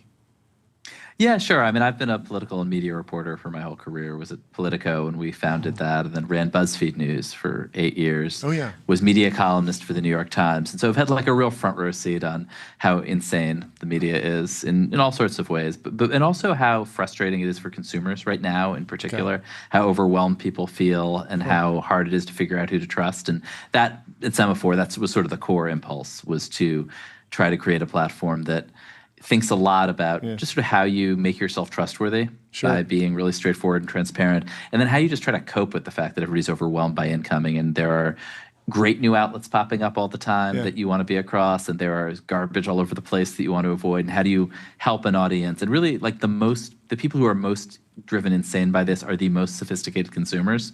Like, how do you help people navigate this? And a big problem right now, part of the chaos is on X specifically, there's like thousands of accounts that are like headline accounts, right? They're just acting, all they do is post headlines. They do breaking, just in, all this stuff. And so now there's a whole new crop of accounts that are purely fake news, but they use the same formatting. And so now I just some of the stuff I'm like, I do think it's put media in an interesting position because in some ways, if you're like legacy media, think newspapers, cable networks, things like that, seem to have their durable edges. They have like monopolized the truth. Like I still, of course, they put out fake stuff now and then by accident, or they just get the reporting wrong and they'll issue a correction. But it still seems like a lot of headlines happen online, and I'm just like, I'll wait till an account from a company that has existed for more than like 10 years posts it, because until then I can't really verify it. Yeah, I mean, X was this incredible machine, I thought, for a long time for just figuring out like what is going on in the world, and had lots of other problems, and got very politicized, and you could have people, tell you to kill yourself all day and stuff like that. But like, it was a decent place to know like what is happening, and it definitely kind of rewired my brain. I feel like there's nowhere, and honestly, to some degree, this is what we're trying to do in our newsletters. Like, there's not somewhere you can log on and just be like, what is happening in the world? Interesting. And be confident that you're getting an accurate read on that. Yeah. Do you think there's a difference between like the opinion and the fact-finding side? I feel like with a lot of the legacy media outlets, people maybe still believe that like that's a good source of truth, that's a good source of facts, but they might not agree with like the conclusions or the contextualization or the opinions that are wrapped around those facts. But most people still have faith in the traditional media actually following like fact-finding guidance, but at the same time there has been an immense amount of pressure, maybe on the back of people's disagreements about their opinion section, that has led to the questioning of their fact-finding sections. Yeah, I mean, I think this is like truest in coverage of technology, actually. Like, you guys feel it most intensely because there's been this, to me at this point, like kind of boring and repetitive war between journalists who, particularly post-Trump, saw everything bad they thought was happening in America as the fault of Meta.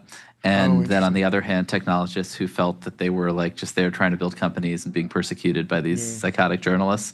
And I don't know, but like having been part of that on the journalism side, like it's a lot of truth to both sides of that. But I do think that we're also in a world where consumers like are just not going to take a single view, a single perspective, don't want that, want diverse perspectives. And so like just literally what we do at Semafor is we like break the stories up into, here are the facts, and here's the journalist's opinion, which is transparently displayed, and here's somebody else's opinion, instead of in the traditional way trying to kind of weave those together. And I think people would rather disagree with you openly and disagree with your analysis than kind of feel like you're sneaking it in. That's a good approach. How have you been processing the Warner Brothers story? Like, how long have you been covering this? Have you been covering Zaslav like the entire time? Because there's been like the writing on the wall that like this was being packaged for years, correct? Yes, I mean, I think that this is incredibly. I mean, Warner is obviously this kind of cursed company that has been acquired and sold, and each acquirer regrets the whole thing. Warner. I mean, the brothers were never split up, though. The they brothers stayed together. But it is also it's the great Hollywood studio, right? And when Zaslav, with this sort of unbelievably audacious acquisition of this Hollywood gem by this kind of garbage reality TV cable conglomerate of Discovery, Dr. Pimple Popper was buying HBO, was this incredible bit of cable business magic and financial engineering, and that then just immediately destroyed enormous amounts of value, and the stock went down to like $7 or $8. I mean, as a pure financial story, it's amazing, right? Like the value destroyed and now created in this bidding war that Zaslav has created. But also obviously a story about movies and politics and power and all the other stuff wrapped up in it. Did you think that the bidding war was fake, or were you expecting the bidding war to materialize in a way that that felt real? We were talking with a friend who has had an incredible career in media, who I won't name, but he was like, I don't think there's a war here. I think a deal will get done, but I think there's only one person who's a real or one group here that's a legitimate buyer. This was again maybe 6 weeks ago at this point. Certainly hasn't played out that way. I would have said exactly the same thing. I think Netflix did either like a very convincing head fake or changed their mind.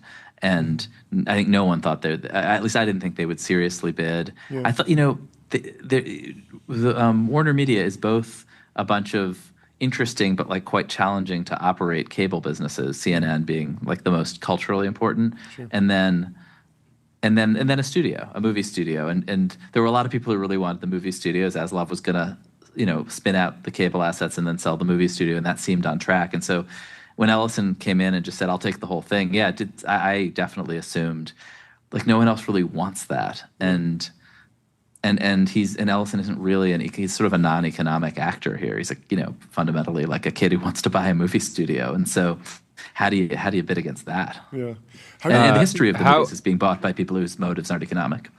Yeah, kind of like sports teams, right? Yeah, totally. Exactly. How do you think That's a great analogy. How do you think about this from Netflix's perspective? Obviously, as a tech company, Netflix has been like such an incredibly performing stock, became so big, was at one point FANG, which was basically Mag 7 before there was Mag 7. But from my perspective, I've been a subscriber of Netflix forever. I don't really see myself ever churning, but there's only a few things that have really broken through. Like I know Squid Game, I know Stranger Things. There's like a few moments, and it's hard for me to picture the staying power. There's not as much FOMO TV as I look over the last decade of my, entertainment watching career. It's like, I couldn't have missed Game of Thrones. I couldn't have missed Succession. There's like all these important moments that only came from HBO. They only came from Warner Properties. And so from my perspective, maybe it's expensive, but it felt like this was a way to backfill some really like legacy assets that you just can't create overnight for no amount of money because, it just takes 50 years to create Porky Pig, I guess. That's an amazing assertion. But I think you're basically totally right. There's something about the staying power and the cult, even just sort of like internal creative culture at HBO that has had this string of high impact things, and then also a library that includes Harry Potter, that includes like North by Northwest, Three Days of the Condor, but like just decades and decades of amazing TV and cinema. Columbo, I think, is in there, right? Like. That Steven Seagal movies are in there. Rambo. There's like some really sometimes you want to watch that. And sometimes you want to watch them. Yeah, and so there's a logic to that. Netflix already also spends, I think, hundreds of millions of dollars licensing stuff from Warner, and so there's some logic to. I mean, there's some some actual synergies there. Yeah. Does the cable business end up with Paramount, Skydance either way? Netflix doesn't want it. Clearly, the Ellisons really would like the whole thing. Yeah, I was sort of confused. But if the cable business just stays out in the ether, is it just going to doesn't Ellison just pick that up? A bunch of debt? Do they not? Do they really only care about? What's your read? So I don't know. I mean, I think the basic thing that people would always say at Paramount is CBS News is 5% of the company, 5% of the revenue, and 80% of the headaches. Mm-hmm. And the way in which the news business has gotten swept up into this is that's what Donald Trump cares most about. I mean, he also wants a remake of Rush Hour 4, by the way. That was a scoop one of my colleagues had recently. Is that real? 100%. He has just been confirmed. He told Larry Ellison, "That's crazy. I want Rush Hour 4. There's only been 3. I want 4." Jackie Chan's like 71, so it's challenging. Well, these days they shoot his fight scenes like in the dark. Yeah. But no, that's Brett Ratner is making that movie because Donald Trump wants it. And but mostly what Donald Trump wants is favorable coverage of Donald Trump. And by the way, however favorable it is, however favorable you're making it, that is not favorable enough. He wants it more favorable than that, as the Ellisons are now finding. Like they've, I think, softened CBS's approach a bit, and all Donald Trump is going to do is yell at them about negative coverage of Donald Trump. Sure. So it's like a bit of a slippery slope there, and also a disturbing thing that the president is interfering in regulatory matters to affect coverage of himself. Does the president get a report every day of like, here's the different takes? Because I'm assuming he's watching Fox. I'm assuming he's dailying Fox. So is he getting like a deep research report? Do you think he's running like a query in ChatGPT? It's like, tell me what. He's watching a lot of TV. He's got a bunch of screens up. He's switching between them, and then he has an aide who has an iPad who brings him things that are of particular significance. Sure. That so he then watches something the happens clips. on a different screen, you can he's watching a lot of television. Don't worry. Yeah, what happens to the CNN part of this? And I think the Ellisons do care about news. Particularly, they're very, very pro-Israel, and they were disturbed. They felt CBS got too anti-Israel. But I think they would like. I do think they are sort of ambitious about CNN, and there's always been a thought that CBS and CNN make a good combination. Sure. But the driving force here is the movie business. And the news business is implicated as a way to make Donald Trump happy. Yeah. And is that just David Ellison's like passion for movies? I mean, he did. I think something that's getting lost here is like he founded a movie studio 20 years ago. Like he's not like new. This isn't like a pet project that he picked up today because Oracle stock popped. Like this has been his life's work. Now he's had a massive advantage with his dad, but like it's not like he was doing a basketball thing last month and now he's doing movies. He's been doing movies the whole time. Yeah, no, totally. And in fact, like lots of rich people dabble in the studio business, and he's built something totally real and made a lot of movies we've all seen. Yeah. Top Gun. I mean, like really like big stuff. And Skydance has been like a successful, important part of Hollywood. And he's also, I think, importantly, kind of like learned a lot. Like he's not a newcomer to this weird business. Totally. Yeah. What did you read into the text message? He says, he sends this message to Netflix to say, we had dinner and you will find out that we are who we were at that dinner. If he's buying the company, is that setting the expectation that they'll be continuing to work together for 5 years, 10 years, or is it just like in the course of this sale process, we'll be good people? I mean, I have no idea what that text message was. It was sent, I think, hours after his lawyers had sent like some kind of flaming letter to the board saying, "You guys are screwing us and aren't playing, and are refusing and aren't negotiating in good faith," and giving it a sweetheart deal to Netflix, and then sent a kind of hapless and plaintive message to Zaslav saying, "Really, I love you." I was it's good cop, bad cop. This is a classic strategy. Yeah, I guess so. Good comment. What do you think are some of the outsider interpretation of the deal? A lot of people are worried about just Warner Brothers getting sold. It feels like some people are anti-Warner Brothers getting sold to anyone because they're like, no matter where it goes, they're going to cut jobs or they're going to pull back from movie theaters. How are you interpreting? And I do think the people that are like, oh, well, you probably subscribe to Max and Netflix and you'll be able to cut one of them. Yeah. But I just don't buy that Netflix wouldn't just, they might give you like a sweetheart deal for a couple years until everyone forgets. And then it's like, hey, we have like by far the best portfolio of content in the world. And you might even call it a bundle. We're bundle maxing. We're back to the bundle. And as a consumer, I am annoyed enough at having different accounts and bopping around. I'd be happy for just one. I'd be happy for rebundling. But I just don't buy that it's like such like a win for consumers, and even in the medium term, and probably not at all in the long run. Mm-hmm.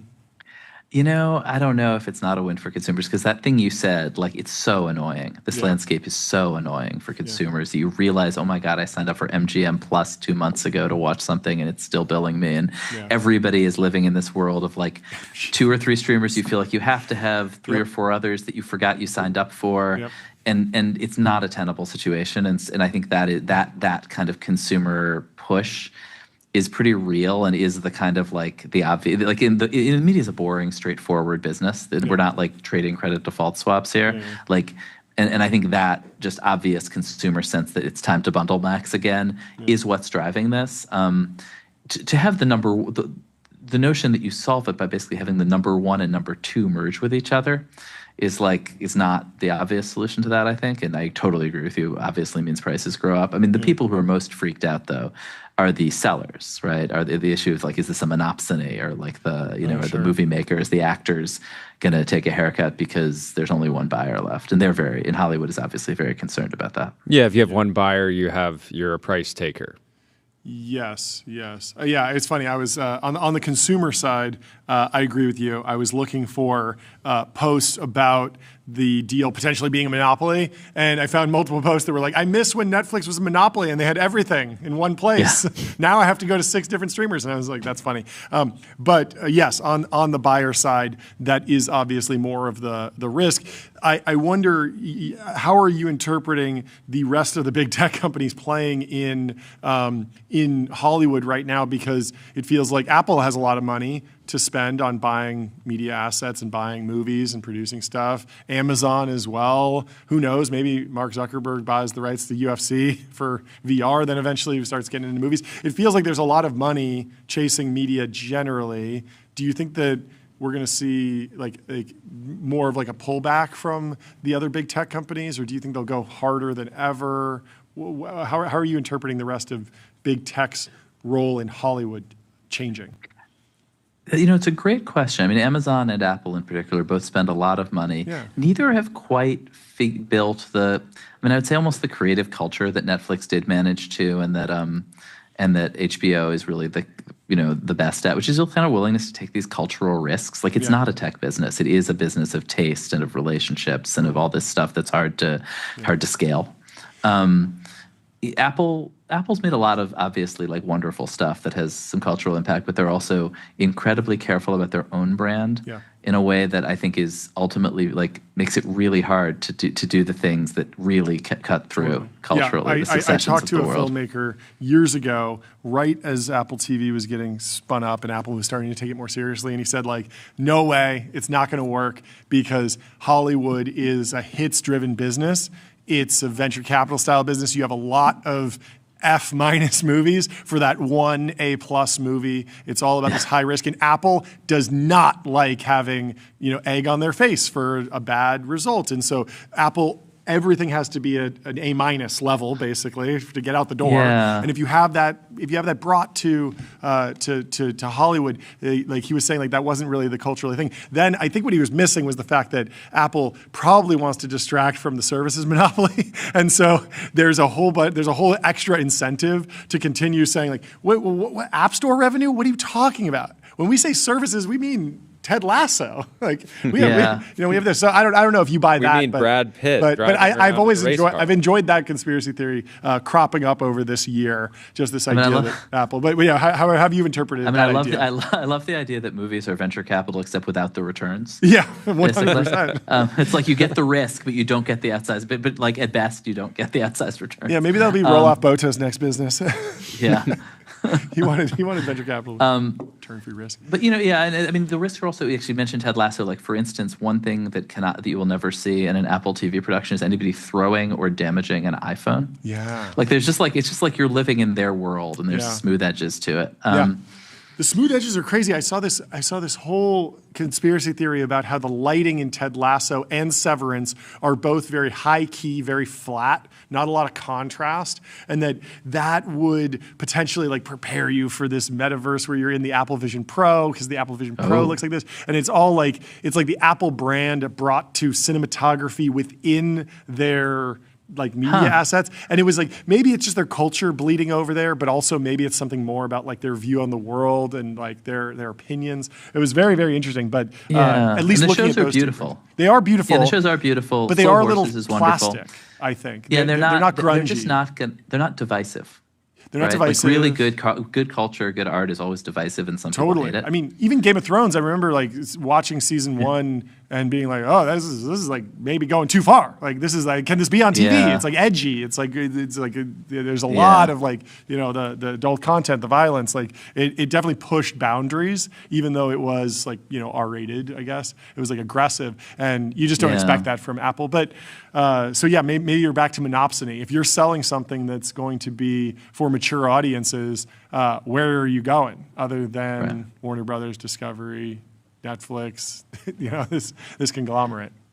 Yeah, and so I think like Hollywood in some ways is very torn because they really hate Trump, and they hate the idea that Trump's friends are jamming this thing through with threats of kind of illicit regulatory pressure. Sure. And on the other hand, they hate Netflix.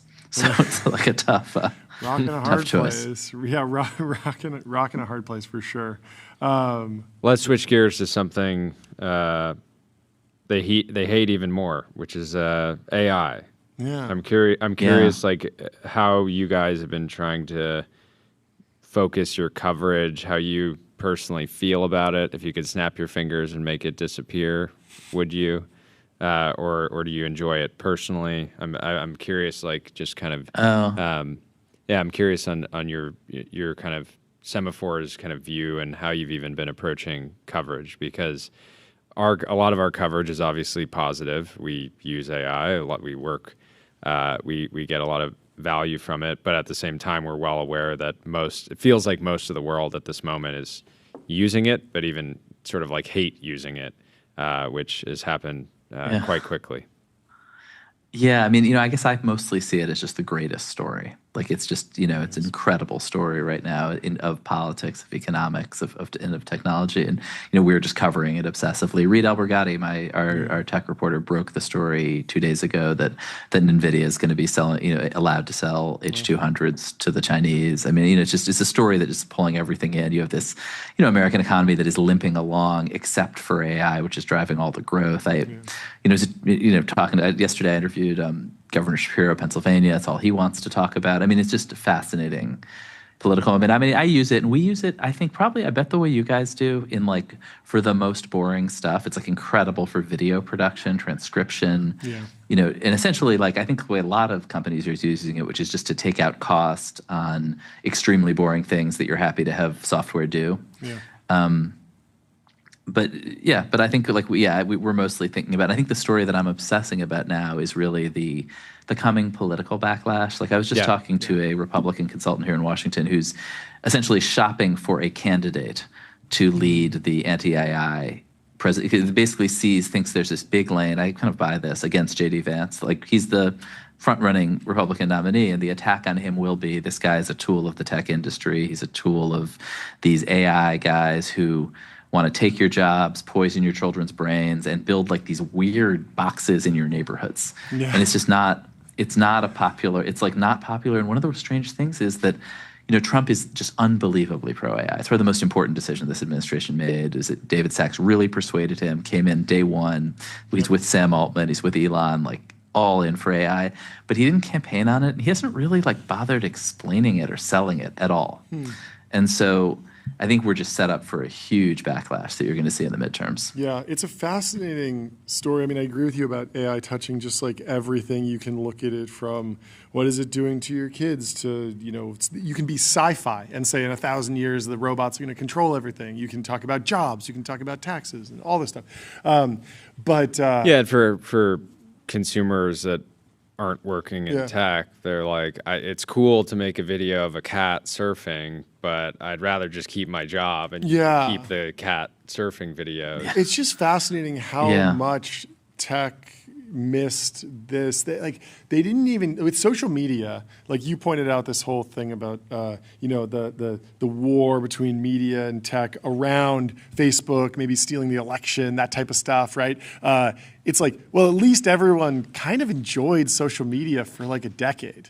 From 2006 to 2016. Nice. It was great. Yes, people were there's some, I saw a bad picture, or I found out some bad information or something. But it was mostly oh, cool, Instagram. I saw a photo that my, aunt posted. This is nice. People had a pretty good time with it for years. And then eventually it turned, and now we've grappled with it. We talk about the pros and cons, but we all kind of use it, and we're all okay with it. With AI, it was on day one, I hate this. I hate everything about it. It looks ugly. I don't like it. I don't trust it. And oh, by the way, go do some research. The people who are making the AI, they've been talking about how it's going to kill everyone for a decade. They've been writing books about this for a decade. Yeah, I mean, it's rough. I mean, well, what do they think in Silicon Valley about this stuff? Yeah, we kind of created the crisis because, some of these videos pop up and you're wait, this was 4 years ago. 4 years ago? And they said there's what? Someone at a lab is on record saying it's very likely that AI on a long enough time horizon will kill all of us. And it's no one was saying that on social media. You go back, and no matter what you think of Mark Zuckerberg, you go back and you find the scandalous video of him before he was so powerful. It's he was drinking a beer out of a solo cup with a journalist in an interview. It's pretty harmless. It's pretty harmless. It's a little sloppy, but it's not him saying yes, I believe this will definitely swing the election in 10 years. Mark my words, and then it does. It's ridiculous. Yeah, we skip straight to the apocalypse. And right, it is also totally Sam Altman's fault / an incredible feat of marketing that you say I have this new product so incredible that it's going to kill everyone. Definitely got people's attention. Yeah, I mean, there is a long lineage of technology, millenarian technologies actually being it's easy to marshal resources around them. I mean, in many ways, SpaceX is of the same cloth in the sense that Elon Musk was out there saying, like, if we don't go multiplanetary, all of humanity could be wiped out.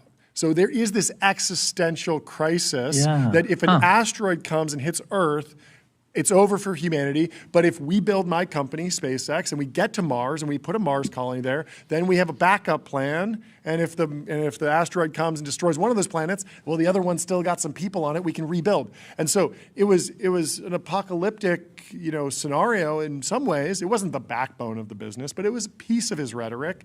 But it's still more positive because it's not the rockets that are going to destroy us. It's the rockets that will save us. But it's still conjuring the idea of an apocalyptic scenario in some ways. So I always found that interesting. Yeah, and I mean, I do think that by the end of the social media era, all these CEOs, and it's still true, were so like kind of beaten down by being grilled by Congress and hated the media and felt like everyone was out to get them. They're still like they don't want like talking to the media. They like all you guys all live in your Signal group chats and like feel that everyone is out to get them. But actually, the successful CEOs of this moment now talk to everybody, are back to being these kind of mad visionary prophet types who, as you say, like millenarian figures. And I think if you look at like, Dario or Altman or any of these guys, it's sort of a throwback to an earlier style of maybe overselling, but of being very, very interesting when they talk about their products, not being sort of embedded in the culture wars. Yeah, I mean, like you go back through the story of like Amazon and Jeff Bezos, and it was like finance guy delivering packages, then he's hosting some web servers. Like there was never really this like world consequential thesis that bubbled up. He's done some great interviews. He's been inspiring in many ways, but he's never brought that like world historic consequences to bear in his rhetoric. And I don't know. Maybe that's benefited the company. The company's certainly done well, so maybe it didn't hurt. It would be funny. Be like, if we don't deliver this package in 2 days, everyone dies. We need to do prime. We have to. The entire fate of humanity rests on you getting diapers in 2 days. Yeah, well, that's how I feel about the podcast industry. Yes. How do you see the podcast industry evolving? What's your take? Yeah, I mean, you mentioned like the consumers being unhappy with media, and I think I could think about a bunch of different instantiations of that. But like the fragmenting media landscape, like how are you thinking about what it means to be like independent? The micro NIM-cell community. Like, do you think that there's like a pendulum swinging and we'll see reconsolidation, rebundling, or do you think it's just going to diffuse and be smaller and smaller operations forever? How are you thinking about like the new media landscape? Yeah, I mean, it's been like new media as long as any of us can remember. Right? Probably. Someone was calling The Verge new media or legacy media, and I'm like, they felt very new media. It was very funny. Anyway, sorry. Yeah, like I sort of was a blogger when that was new media, right? Yeah. So I feel like I've seen, but the core. I do think there's like still a nostalgia for a 20th century media that's like not coming back because that was because you needed a broadcast tower or a printing press to reach a lot of people. And that was and there's been and I think when people in my business and in the East Coast media often try to figure out like what went wrong. Was it when the CBS News got something wrong about Bush in 2004? Or was it when the New York Times put up its paywall too soon or too late or something? And like, no, there was a huge technological shift around distribution that kind of swept away a lot of this old stuff. And it wasn't something they could have tactically really avoided. Like it was just a huge technological change. And so there'll never be that kind of, or not in our lifetimes, unless the government imposes it, reconsolidation around a very limited number of news sources. Like you got to go to North Korea for that. But that said, I think we are, because it's driving consumers crazy, the pendulum has swung out. They say media only bundles and unbundles, and we're out at the unbundled moment. Yeah. And you can just see it swimming back. Like Fox is rolling up right-wing podcasts. Sure. MSNBC is about to roll up a bunch of left-wing podcasts. By the way, are we still calling these things podcasts? Like it's TV.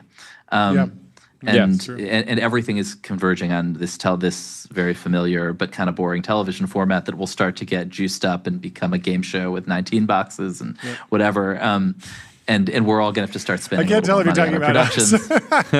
No, you know what I mean though. We Like, haven't gone, by the way. We also produce a podcast that I think looks fine, but I can feel the pressure to raise the production values. Sure. Whereas like 2 years ago we could all been like in our pajamas in our basements and it would have been fine. And so I think there's this convergence, and the audience is going to expect it. It's going to be competitive. It'll have to look better. It'll have to be more tightly edited. I suspect people are going to want that. And it won't look like old TV, but I do think you're going to see consolidation around all the advantages you get when you're consolidated. You have a central guy selling all the ads. You can build subscription technology. You can cross promote. Like there's all these. Again, media business is so unlike the tech business and unlike the finance business in how uncomplicated it is. Sure. And I think like you're going to just see consolidation for all these really dumb and obvious reasons that have to do with, and also it's sort of exhausting to run a small business for a long time, and people who start them will, I don't know how you guys, I'm curious because you're in this. Like, how are you feeling about it? Do you want to stay independent? Do you want to be consolidated? Well, I would say the best way to think about it is we like being the talent side. We're not in this to run we don't have any interest in running a multi-hundred person organization. We don't really even care that much about scale. We're very okay with our niche. We think it's like a couple 100,000 people in the world that like are really gonna enjoy this content, and millions more will see the content in different forms. But knowing it's also knowing created who a our very audience friendly environment. Like just earlier on the show, we had Joe Weisenthal from Bloomberg. Like we're not trying to poach him to do the Joe Weisenthal show on the TBPN network because like the whole network thing's a joke. It's just a show. And so I'd much rather Joe just does Odd Lots, which is a fantastic show, and then comes on our show when he feels like it and it makes sense. And we can the question going back to like saying MSNBC, what MSNBC is doing with podcasters and what the cable networks are doing with podcasters. When you look at the revenue that these cable networks, basically the revenue streams that they built up over time, getting $1 from every home that is subscribed, et cetera, per channel. It depends on the network, but I don't like. It's so hard to rebuild that with independent creators and get back to the scale, impossible. Right? It basically shifted to the streaming. You need a website. Like a website or an app is now the distribution, and so I think that we understand like this huge bifurcation between the platforms and then the individual creators that can command attention, right? But if somebody came to you and said like, I heard you guys say on TV just the other day with Ben that you wanted to be talent, and like, you know what, like we'll take all this off your hands. We'll pay you a salary, we'll commission you in some way but you don't have to worry about anything else. We'll get you hair and makeup, like whatever, fly business class, whatever you want, and treat you as talent. And you just don't have to run a company and worry about all that stuff. Like, I think that's going to be the pitch to people who are getting exhausted, who are super successful creators, but are sick of running a small business, you guys are actually entrepreneurs, so it's a little different. It's weird because I don't know. I've never worked anywhere. I've only so we've built out, we hired. But I understand that from a lot of perspectives, for sure. We hired somebody I've worked with in the past, Dylan, who started his career back at CNBC, worked at HQ Trivia, like understands media really well. We've built out a team around us that allow us to do that and allow us to work on the stuff that we really enjoy. I think one thing that's been interesting is how many traditional journalists have gone independent, but historically they were in the scoop business, and then they go independent and they realize like when you're a part of a bigger media company, you can get one crazy scoop every 3 months, and you're like, from my view, like you're killing it, like you're adding a lot of value to the organization. But when you go independent and you're like getting a scoop every few months, is that enough? Are you creating enough value to justify having people give you a lot of money every single month? I think yes, to some degree, but I think you'll see a rebundling in certain niches around, let's say, a bunch of like scoop-driven technology journalists that say like, hey, we all went independent, but we should actually kind of rebundle together because it'll just create a more incentive for somebody to subscribe because they know like on an ongoing basis I'm going to be getting, and that's what obviously like, so like you're a doing TBPN roll up of like Alex Heath and Casey Newton. We wouldn't want to. We wouldn't want to. We wouldn't want to do that. But no, I'm joking. But I could. I totally see what you're saying. I mean, in a way, the way we that's what you're. That's kind of what you're doing. And I think totally. There's a kind of scoopy, aggressive beat reporter, which is basically what I am. Yeah. Who wants that? Who I think I want. People want that kind of direct connection with an audience and authenticity and transparency that you get with Substack. But also, there are features of that kind of reporting that it makes more sense to be part of a newsroom. And we've tried to create a space that is the best of both of those worlds for journalists. Yeah, and I think when a journalist goes from like being able to spend all their time like obsessing over a company or an industry or getting scoops to then, okay, I have to do all of that still to put food on my plate, but then I also have to like develop an ad sales business. And I have to like figure out, and I have to manage a podcast editor, and I have to hire another editor, and I got to do my taxes and things, it really adds up. And then are you going to be as elite of a journalist if you're doing all those things? And there's a very real scenario where someone else just takes your job that you had previously and ends up out competing with you on scoops because they don't have to worry about any of that stuff. So I think that's something that a lot of people will have to figure out. You know a lot about newsrooms. That is so much about like the way we were thinking about founding Semafor. That's hilarious because I don't think, have you ever been? I've never been in a newsroom, but but I mean, yes. So much of part of a lot of the success of the reason that we've been able to break through this year is we're not trying to do anything else besides media, right? I mean, you've seen how many people have you seen build a tech media company and become a venture capitalist as soon as they have any amount of I gotta get out of this. I gotta get out of this. I just enjoy. There's very few things on earth that I love more than advertising. So I love media. Yeah. There's very few things on earth I love more than talking with John about business and technology. Yeah. So we know our lane. Anyway, final lightning round. What's the biggest fish you've ever caught? The biggest like fish? Yes, like not a scoop. Animal fish. Not a. I went out with my uncle I go out fishing for stripers with my uncle in the middle of the Hudson River. Cool. I think we got like a 45-pound striper. It's probably 40. Obviously it's grown since I caught it. Nice. We're hitting the gong for you. All right, thank you. Last question. Wow, I only gong for scoops, but I'll take it. We love to hit the gong for scoops, but I'm curious if you think that kind of blowback against widespread gambling will be at all a part of the next election cycle. Do you think it'll be something that certain politicians kind of like latch onto and realize that there's a large number? Yeah, the AI thing feels obvious right now, but the gambling thing, it feels like maybe that's coming soon. Yeah, I think, whenever there's something where you're like, it's crazy that this was ever illegal. Why did the idiots of the past, why were they ever against this? We should obviously just legalize it. Then brace for backlash. There was probably a reason. Yeah.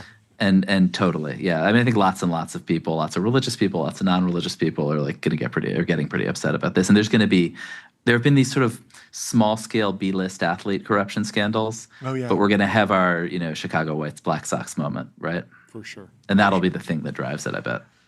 Yeah, that makes sense. That would definitely be more of a national story.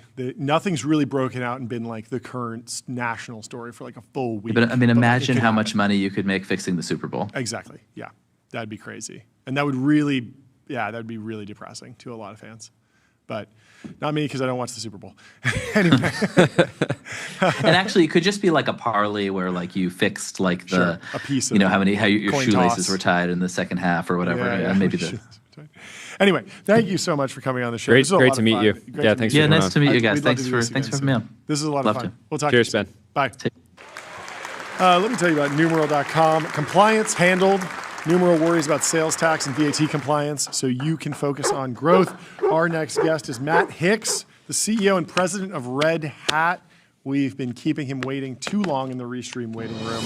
So let's bring in Matt Hicks to the TBPN Ultradome when we have a second. I'm sure he's been tuned out because we had him. Here he is. I'm sorry for keeping you waiting, but thank you so much for joining the show today. How are you doing? Hey, I'm doing great. Great. Thanks for having me. Yeah, really happy to have you here. Would love an introduction on yourself a little bit. I know that you became the CEO in July of 2022, but I'm more interested in understanding the landscape of the business today. How you describe the shape of Red Hat and all the different business lines that have developed over your tenure to become what the company is today. Yeah, we've I've been at Red Hat for a long time, actually over 20 years now. And so I started at Red Hat actually in IT when it was just RHEL at the time. And if you fast forward to today, we have RHEL, we have OpenShift, we have Ansible, we have Red Hat AI. I like to describe it as like when I started in open source, you really only had an operating system that was there. And today, you have any software that you could create any company idea to help you do that. And we try to cover that gamut, everything from operating systems to clustered capabilities with Kubernetes to AI capabilities in smaller models. So it's been a fun ride for a couple of decades here. Yeah, I'd love to just jump into the AI side of the business. How are you thinking about bringing a Red Hat appropriate product to bear in AI? It sounds like you're not training your own huge model, trying to compete with the big foundation models, but I'm sure there's a bunch of ways that you can plug into your client base. How are you thinking about the shape of the AI business over the next few years?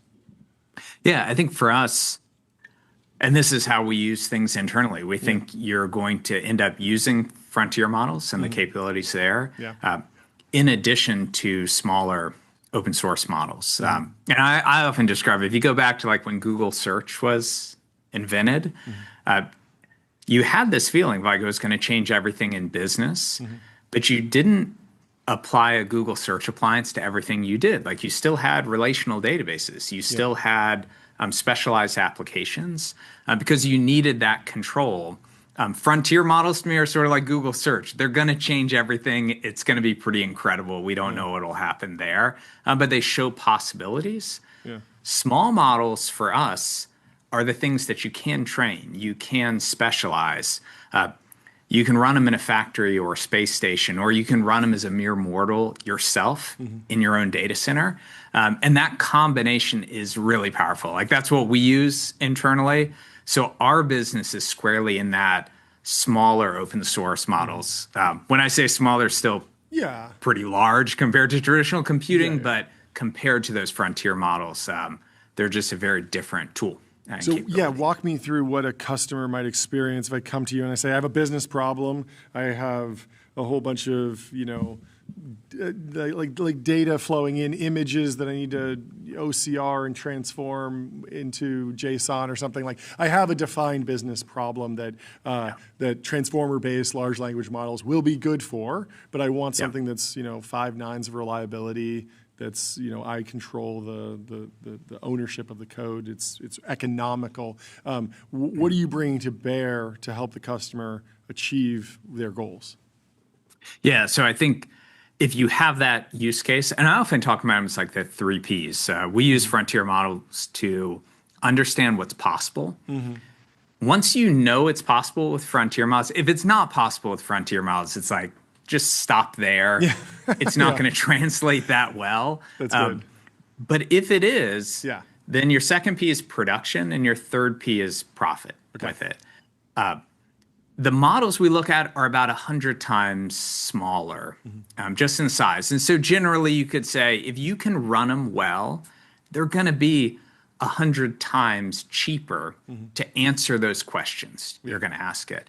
And so we work with customers to really find that use case. It doesn't always fit every aspect, but how many of those pieces can you move to something that is 100 times cheaper with it?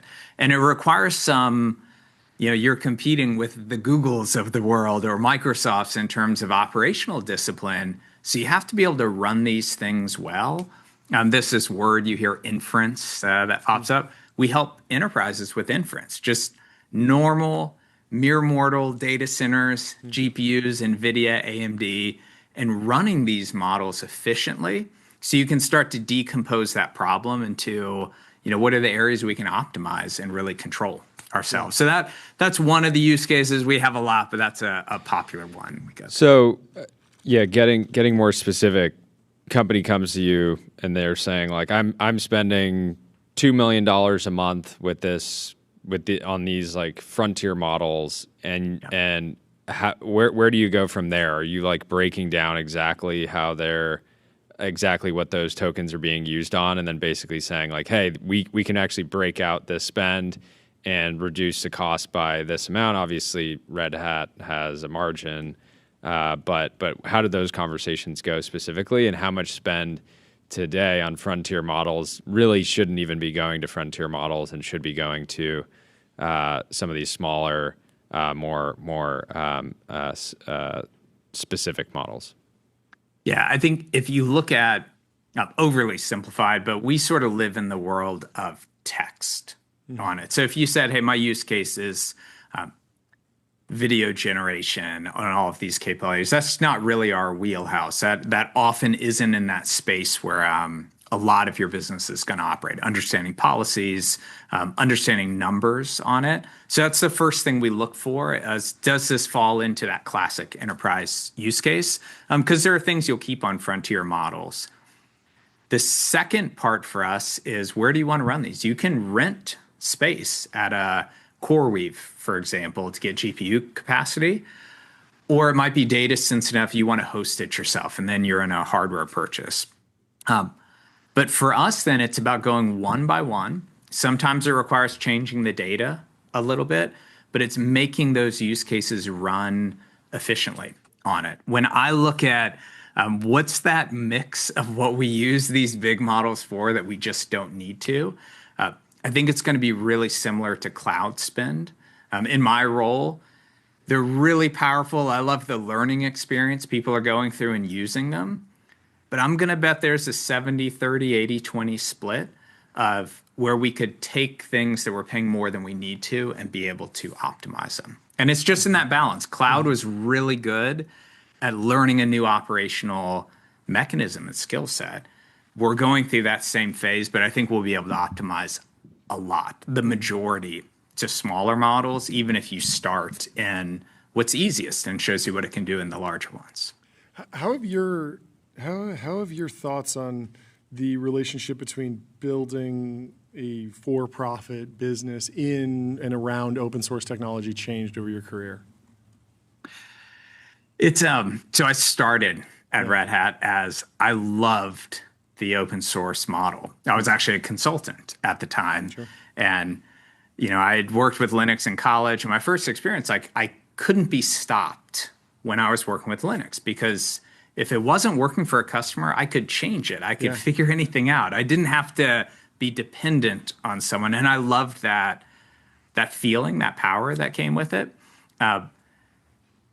Just open sourcing things and assuming a business will happen, I think, is also pretty flawed with it. Like you have to do something different that customers value that the open source community doesn't do. And in our case, open source communities is a great innovation model. They move really fast. Mm-hmm. We help customers that they can't keep that pace and speed of open source. They want the innovation model, but once they've built their app, they need someone that's going to help support it for 10 years. Yeah. And that's that value we do that communities just don't care about. They're on to the next feature.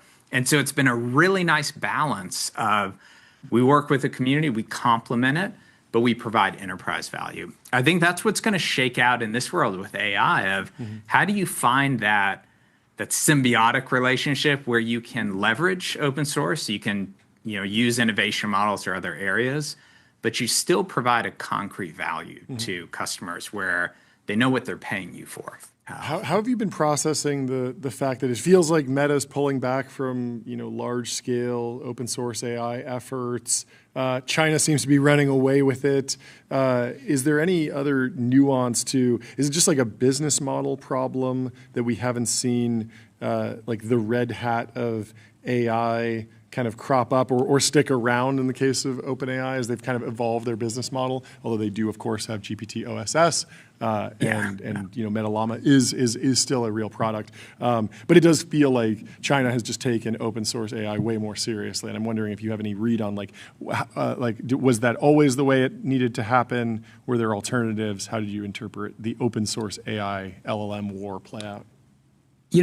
I put it in two buckets. There's a race to AGI. Yeah. Personally, I'm not a big believer in that, but it's going to produce some incredible things on that journey. We'll see if we get there. Yeah. But I think a lot of the big players, when they talk about these billions of dollars that go into training models, they're in the race for AGI at that point. And that's a new and exciting domain for them to chase. And I think Meta's in a similar boat there of what they're investing.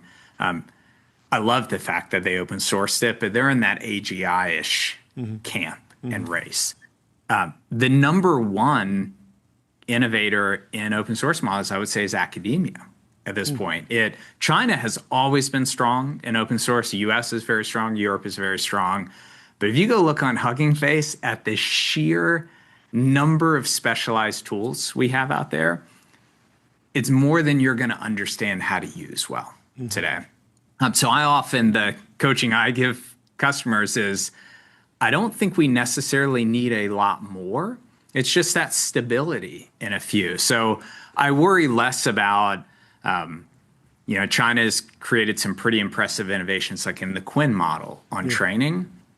But as long as those are shared in academia, we'll see the next Mistral pop up with options there. But that's how I separate the two. There's an AGI race. I don't think the financial mechanics are going to work out for open sourcing there. But then there's an academia-led ecosystem that already exists, that's incredibly vibrant, that is not chasing AGI, that'll fit really, really well with the boring enterprise use cases. Like, how do you run a company a bit more efficiently? How do you chase the next engineering innovation more efficiently? That doesn't necessarily have to be those big guys. Last question from my side, and then we'll let Jordy ask anything he has. But I'm interested in advice we talk to a lot of founders, a lot of startups that are kind of building the red hat of X. They're thinking about open sourcing a great piece of technology, building an open source community.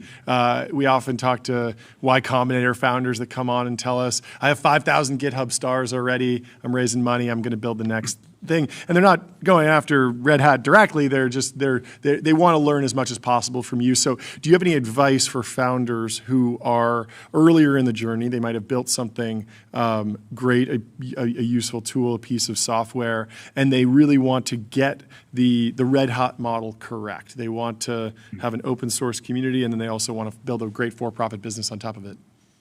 I think the mistake I see the most is I want to use it for a marketing tool and then keep all the control myself. Almost always those fade out. You can do that. You can get a lot of eyeballs with open source. But if you don't know who your community is, it could be a user community, it could be a contributor community. But if you don't know the value you provide them and they provide you, that marketing effort of stars only will fizzle. And it is very tough to give up some control and product roadmap to your competitors to build a contributor community, but it's what you have to do. We work with our biggest competitors side by side in Kubernetes. So I think for founders, really knowing is it the right time for them to give up that control and being authentic of their model, it'll give them staying power in open source. It's a savvy ecosystem.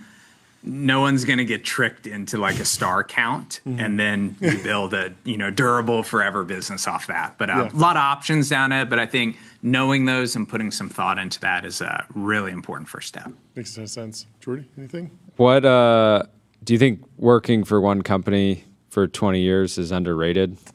Feels like company man. Maybe some of the people that are coming on the show will end up. Satya Nadella. Yeah, perfect example of this. Satya, but kind of what are some like unexpected sort of positive elements of being deeply embedded with a company for as long as you have? I think when I walked into Red Hat as joining the IT team to port Perl applications to Java, I didn't really see myself in this seat. 15-ish years later, I didn't. I was lucky enough to be involved in OpenShift in the early days. I didn't really see that, but the tenure, especially working in IT, seeing every part of the company, working in a startup in Red Hat with OpenShift, and just the pain and struggle that goes into bootstrapping something in a pretty successful company. It's what lets me do the job that I'm doing now, because I have the depth and breadth to push on things in a different way than if you were an outsider. And I think it's really powerful. It's, people bounce around. There's a lot of learning to be gained with that. But for me, I certainly use every day my 20 years of, all the challenges and, benefits, things that have worked, things that haven't, to guide my decisions day to day. So that's, I still pinch myself every day. I'm like, I'm surprised I'm sitting in this seat, but it's been it's been a great run up to it, and I don't think I could do a good job without that depth of experience. How do you help? A lot of people, are impatient for the raise, impatient around the new title. What kind of framework do you give to somebody that comes to you maybe at a different company and says, Matt, I'm at this company. I've been here for 3 years. I just got an offer I'll immediately make more money. I'll have a more senior title. Maybe the company happens to be the company making the offer is growing faster. Maybe it has more capital. There can be a lot of reasons to jump ship. But what's your framework for helping people make that decision? One, I always warn them, it's a personal framework. I'm like, it's worth what you paid for it, which is nothing on it. But for me, my driver has been, am I learning something new in this space? If I'm learning things, I can be patient for the right opportunity to leverage it. And I also tell them, you have to be accepting there's some luck in the game as well. Just being in the right place at the right time with the right skills. You can't always manufacture that. But for me, I always look at opportunities of they're going to come with some pain and challenges. But if you learn a tremendous amount, you're going to leave that being more valuable than you came in to it. And, I take that into this role. It's why I, in limited hours, I'm still learning AI myself to not just delegate it down the org, but to really build that hands-on experience. But that learning dimension has always been the most important dimension for me. Well, thank you so much for taking the time to come on the show today. Great to meet you. Great to meet you. And open source champion of the world. Merry Christmas. Have a great rest of your day. We'll talk to you soon. No, love the show. Appreciate you all having me on. Thanks. Thanks so much. We'll talk to you soon. Cheers, Matt. Goodbye. Let me tell you about Figma. Think bigger, build faster. Figma helps design and development teams build great products together.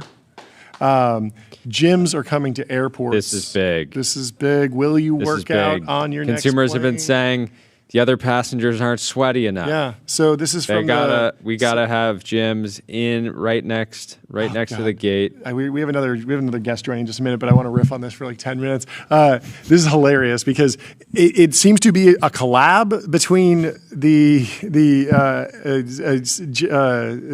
Secretary Kennedy, who's the Health and Human Services Secretary. So there's like HHS crossing over with DOT somehow, and they're like, let's make the airports healthier, which is like a funny thing. I feel like these collabs don't happen before, but they're happening now.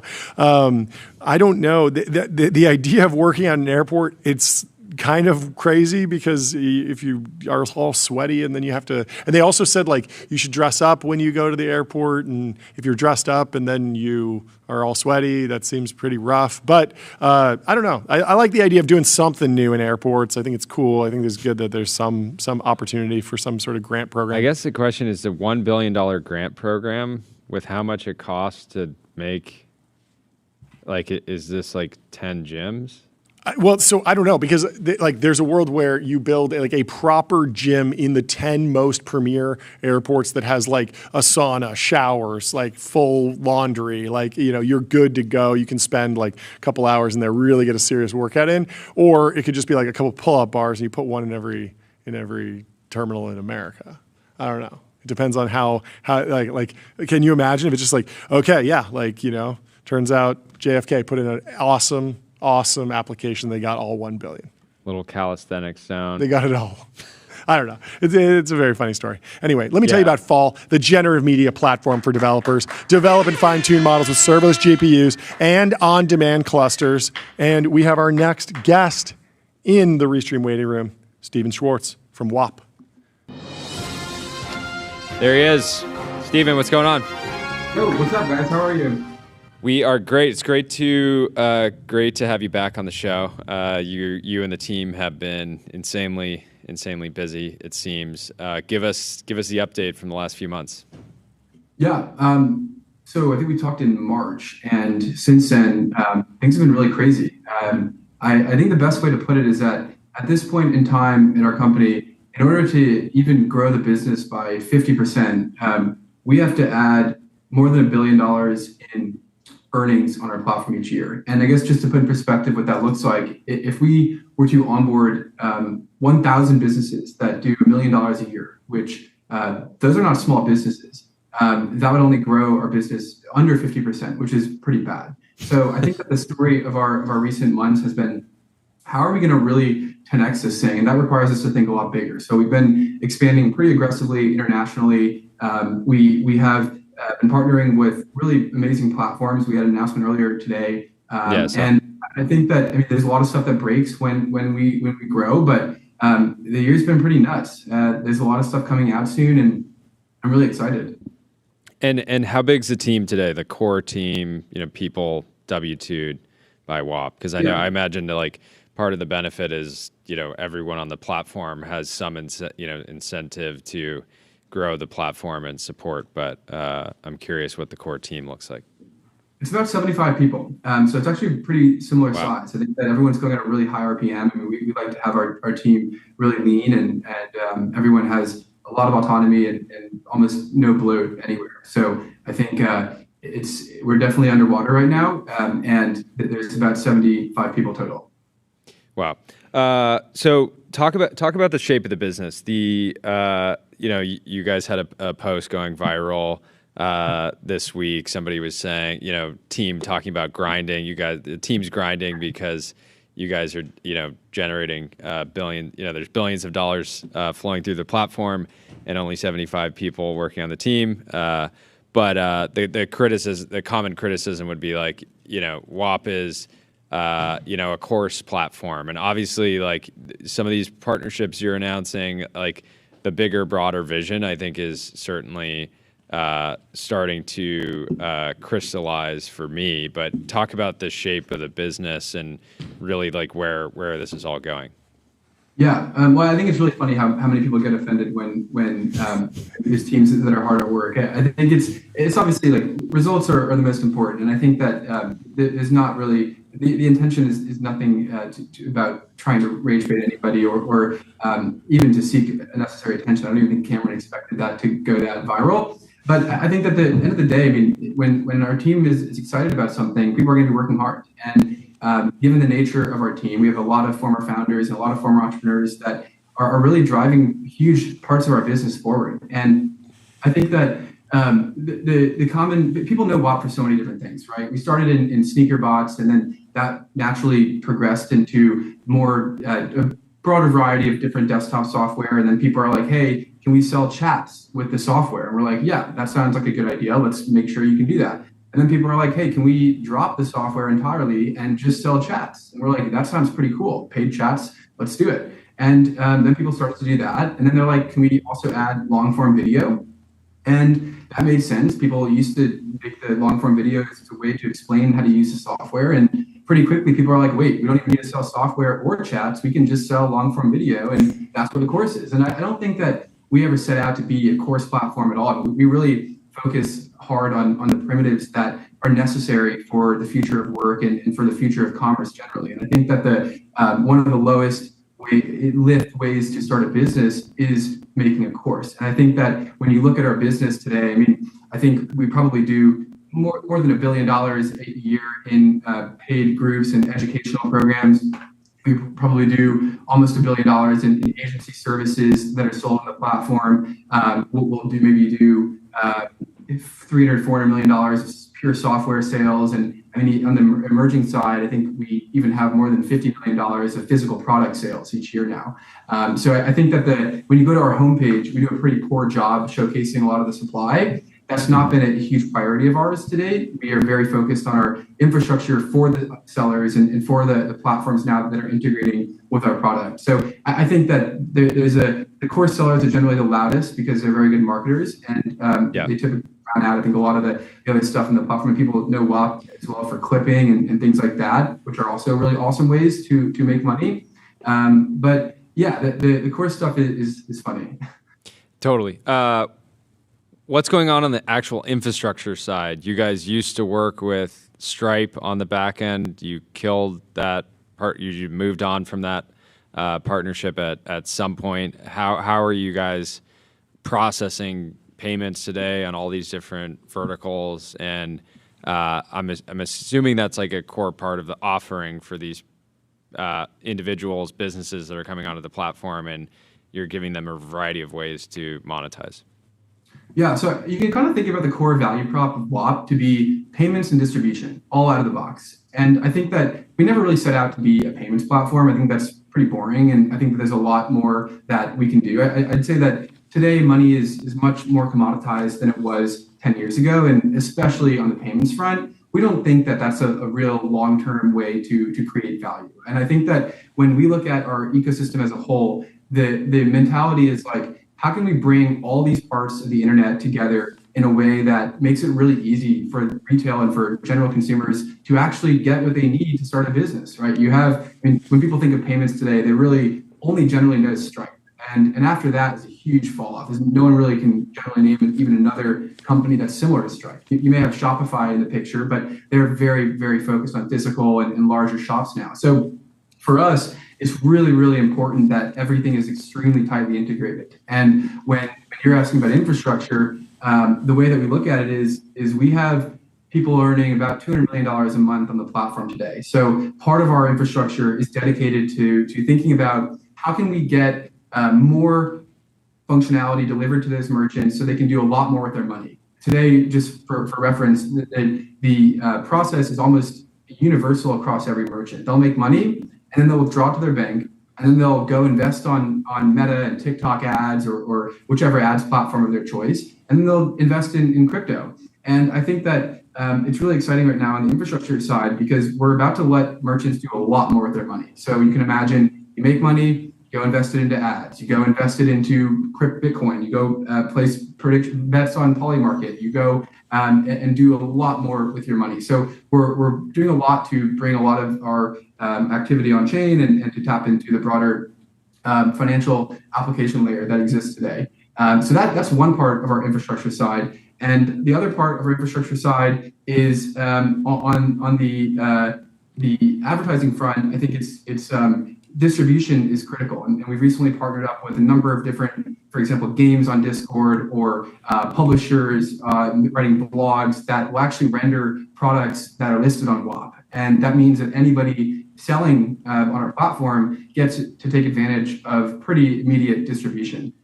So those are the things I think I'm pretty excited about on the infrastructure side. The move away from Stripe, I've been building on Stripe since I was 12 years old, and I love Stripe so much. And I think that we're still partnered with Stripe and we still use Stripe, and I have nothing but great things to say about Stripe. I think that when you're looking at our mission, which is to deliver everyone a sustainable income, there's certain primitives that need to be available, and those are simply not available on Stripe. So getting paid out in Venmo, getting paid out in crypto, in other emerging markets throughout Africa is very, very important to our mission. Interesting. So talk more about the partnership with Micro One that you guys announced today. That is, I'm curious, maybe break down Micro One and their business for people that aren't familiar, and then how you guys are integrating.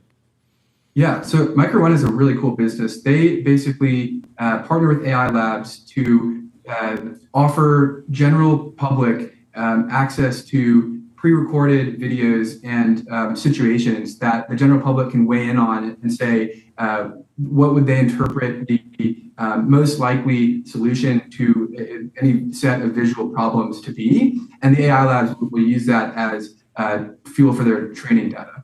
And Micro One is essentially aggregating all those opportunities and delivering payouts at scale to the general public that's paid for by the AI labs. So when we're thinking about WAP and what the partnership means to us, there are so many ways that people can earn income on the internet today, and it's only going to get crazier and crazier. So we've invested a lot over the last few months in our public SDK and our developer infrastructure so that platforms can tap into our network. And that's exactly what Micro One is doing.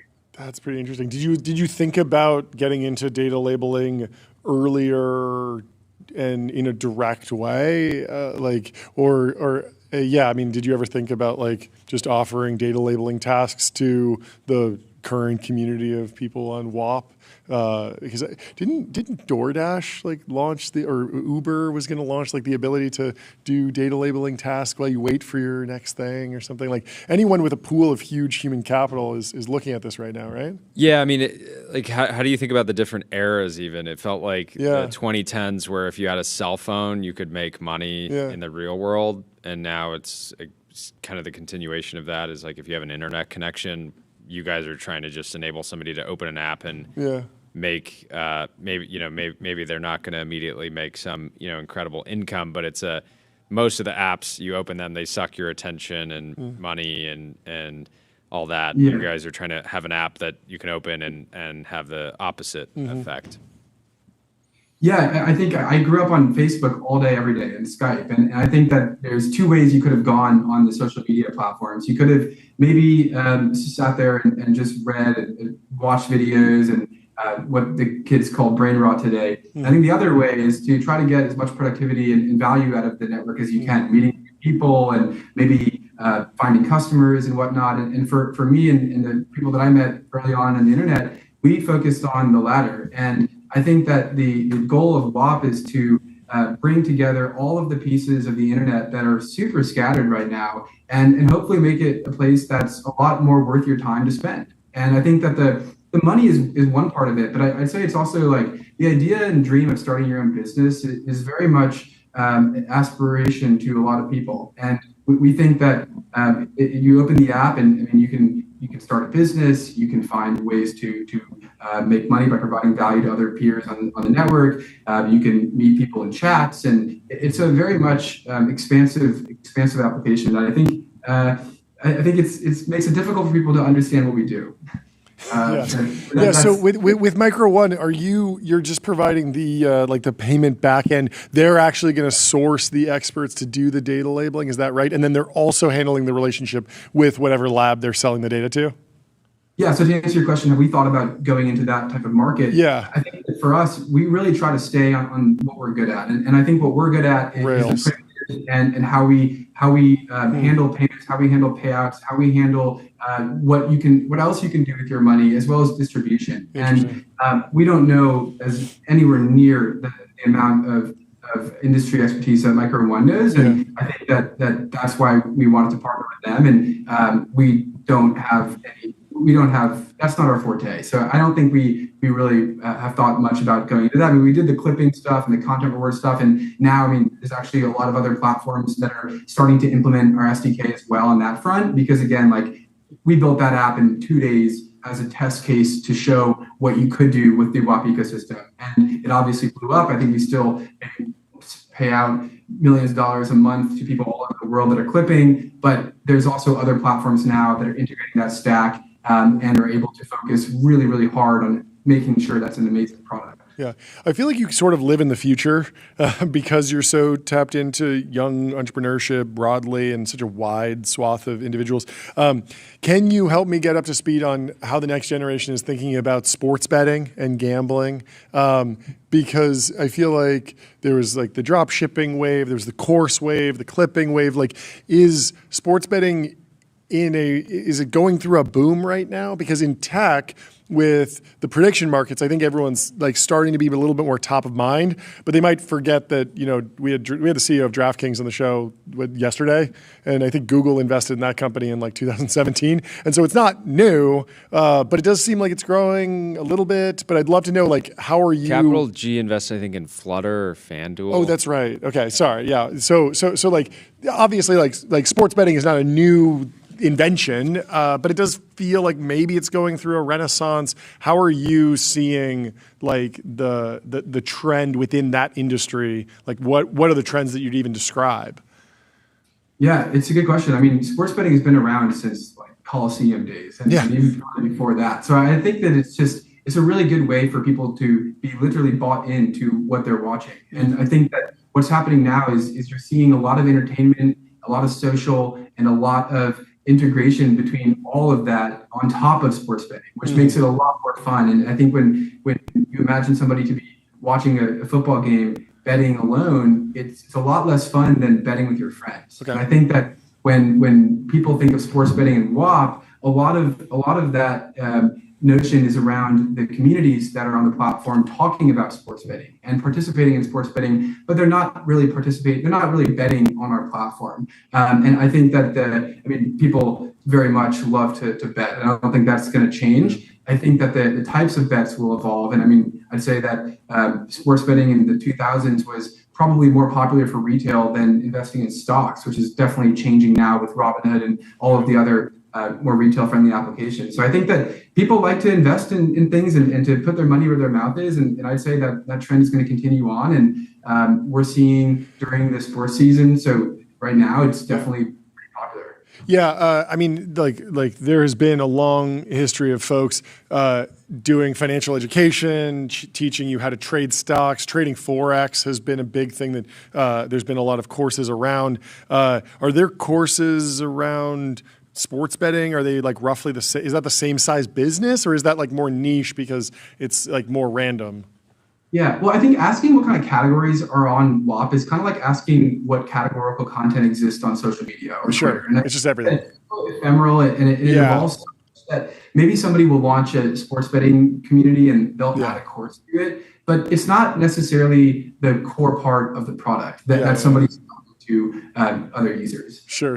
Yeah, I'm fascinated because I feel like a lot of tech people are like, oh, there's like this crazy breakout moment, and I think a lot of people, if you zoom out, they see it as much more of like a smooth curve that's been happening for decades. How much do you and the team try to predict these sort of like future trends? Like, what is the next sort of trend, like clipping?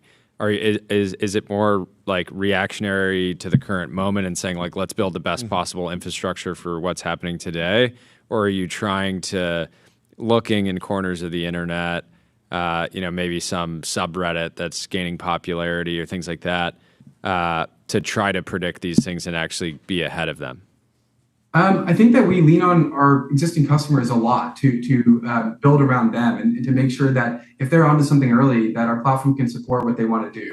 I'd say that every shift in what the predominant form of way to start a business and way to earn income on our platform has been trailblazed by a few subset of merchants, and then we've quickly built the product to better support that. So I actually don't think it's worth time to try to predict it because it's getting really crazy. I don't think we're very tapped into what the people are doing, I think, in the trenches across the internet, but it's very, very, very hard to predict and rather kind of really focus on the primitives that we know are going to be true throughout all these different trends. That makes a lot of sense. What are you most excited for next year? I think WAP is very underinvested in AI right now. And I think that that's about to change. And the platform is very complicated still. There's a lot of components we've created. We're a very engineering heavy team that's created a lot of infrastructure. But I think that we're now flattening a lot of that, simplifying a lot of it, and riddling AI throughout the entire platform. So I think that's going to be pretty crazy. And that's probably what I'm most excited about for next year is just making sure that you guys are actually on the app starting businesses and find it worth your time to do so. So that's what I'd say. Amazing.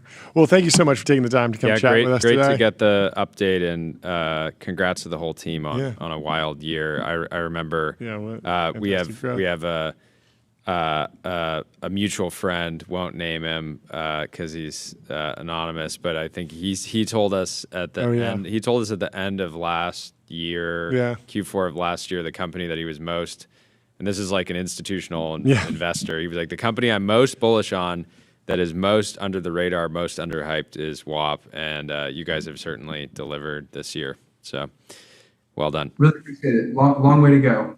Fantastic. Awesome. Job's not finished. Love to hear it. Cheers. We'll talk to you soon. Have a good one. Let me tell you about Profound. Get your brand mentioned in ChatGPT. Reach millions of consumers who use AI to discover new products and brands.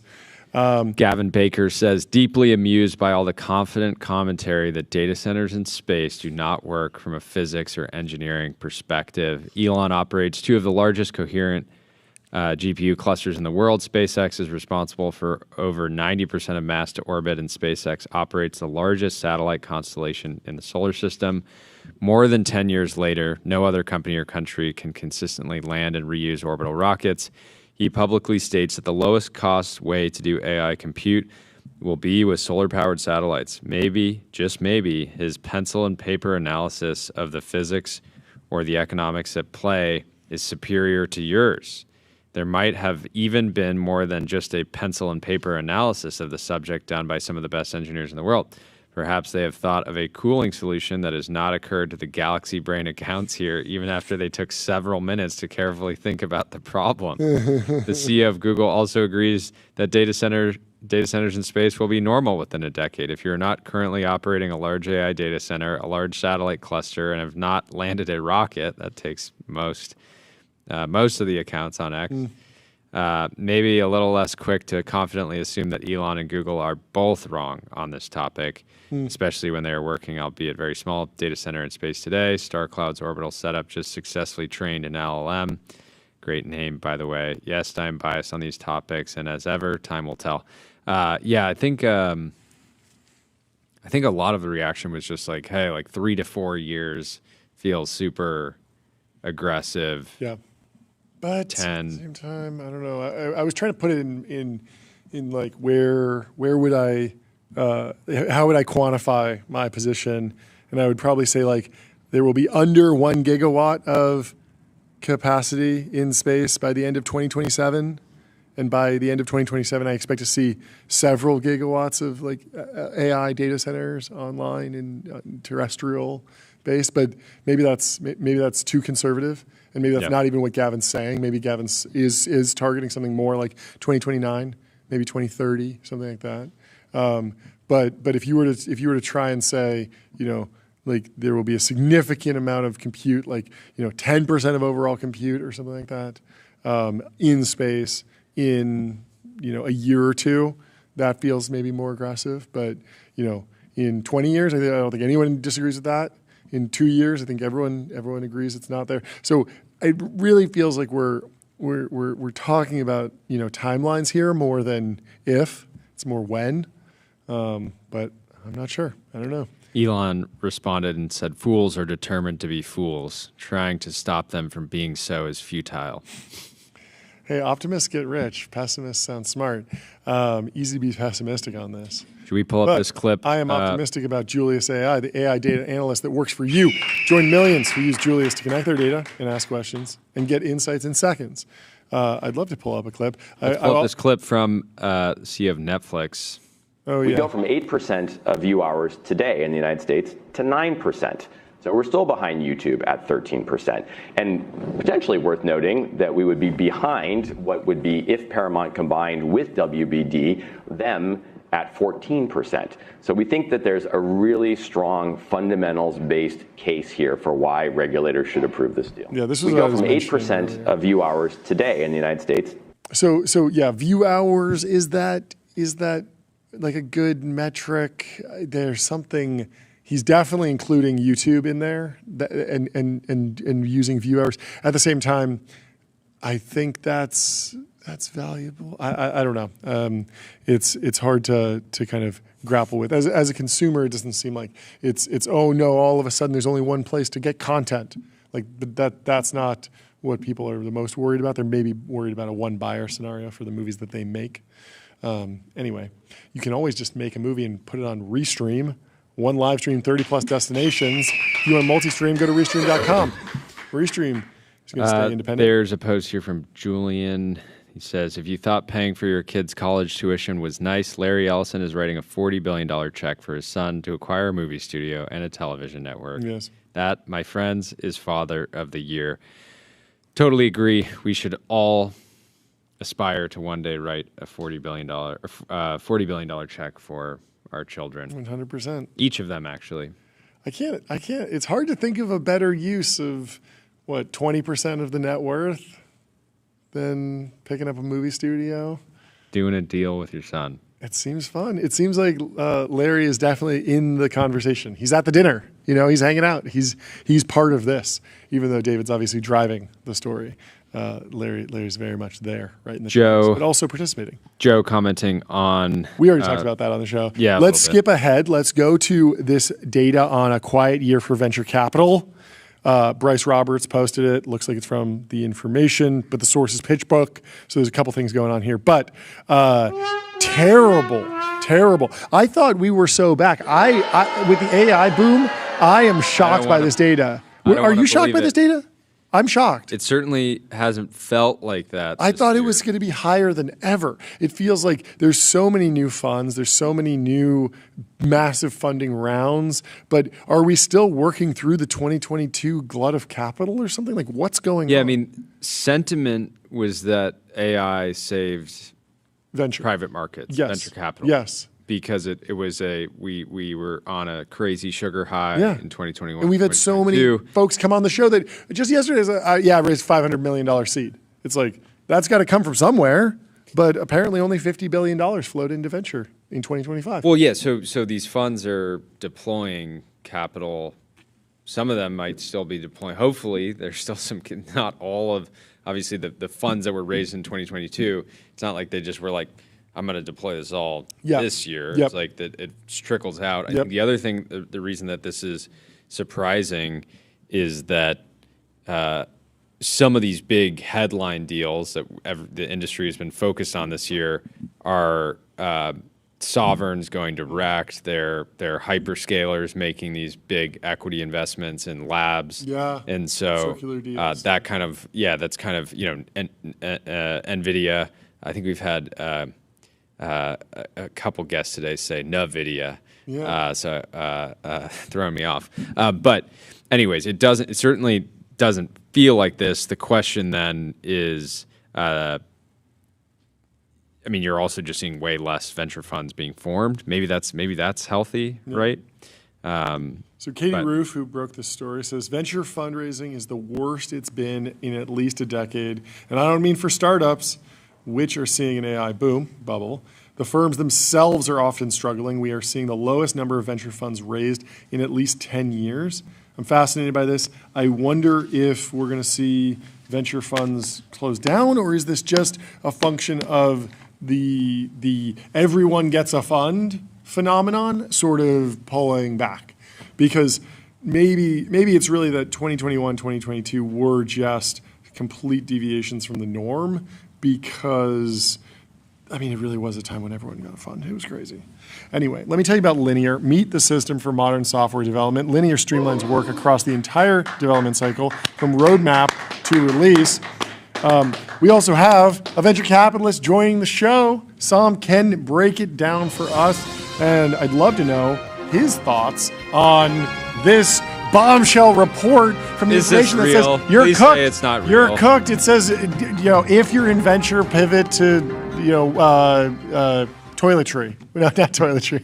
Plumbing. Being an electrician. Become an electrician, because it's all over. Do you think it's over? Do you think venture capital, the game's over?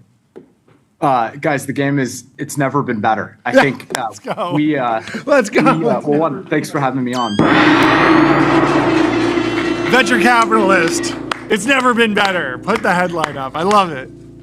Greylock turned 60 years old this year. So this firm started investing before the internet. The original partners would find companies. Wait, how many years old? 60? 60. 6-0? Yes. What? That's so old. I had no idea. I thought it was like 10 years old. That's crazy. No. Congratulations. They tell us we're the oldest firm in the U.S. Overnight success. I love it. Yeah, overnight success. And we're in our 17th fund. Wow. And I would tell you, the company quality we see right now, we've never seen anything like it. I mean, of course, there's a lot of things that are crazy going on, but if you just look at the overall secularity of what's happening, I really think the game's never been better. Yeah, but you're in a unique position. You have a name brand, does it not seem insane that there was more money raised in 21, 22.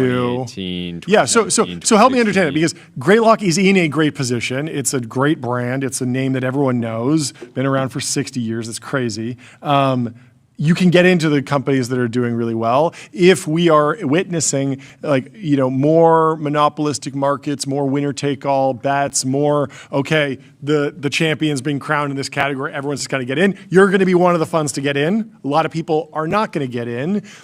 Do you think that's what's driving the lower amount of new funds that are being raised? Is that what's going on? How are you interpreting the fact that that the number of funds seems to be going down year over year for the past 4 years?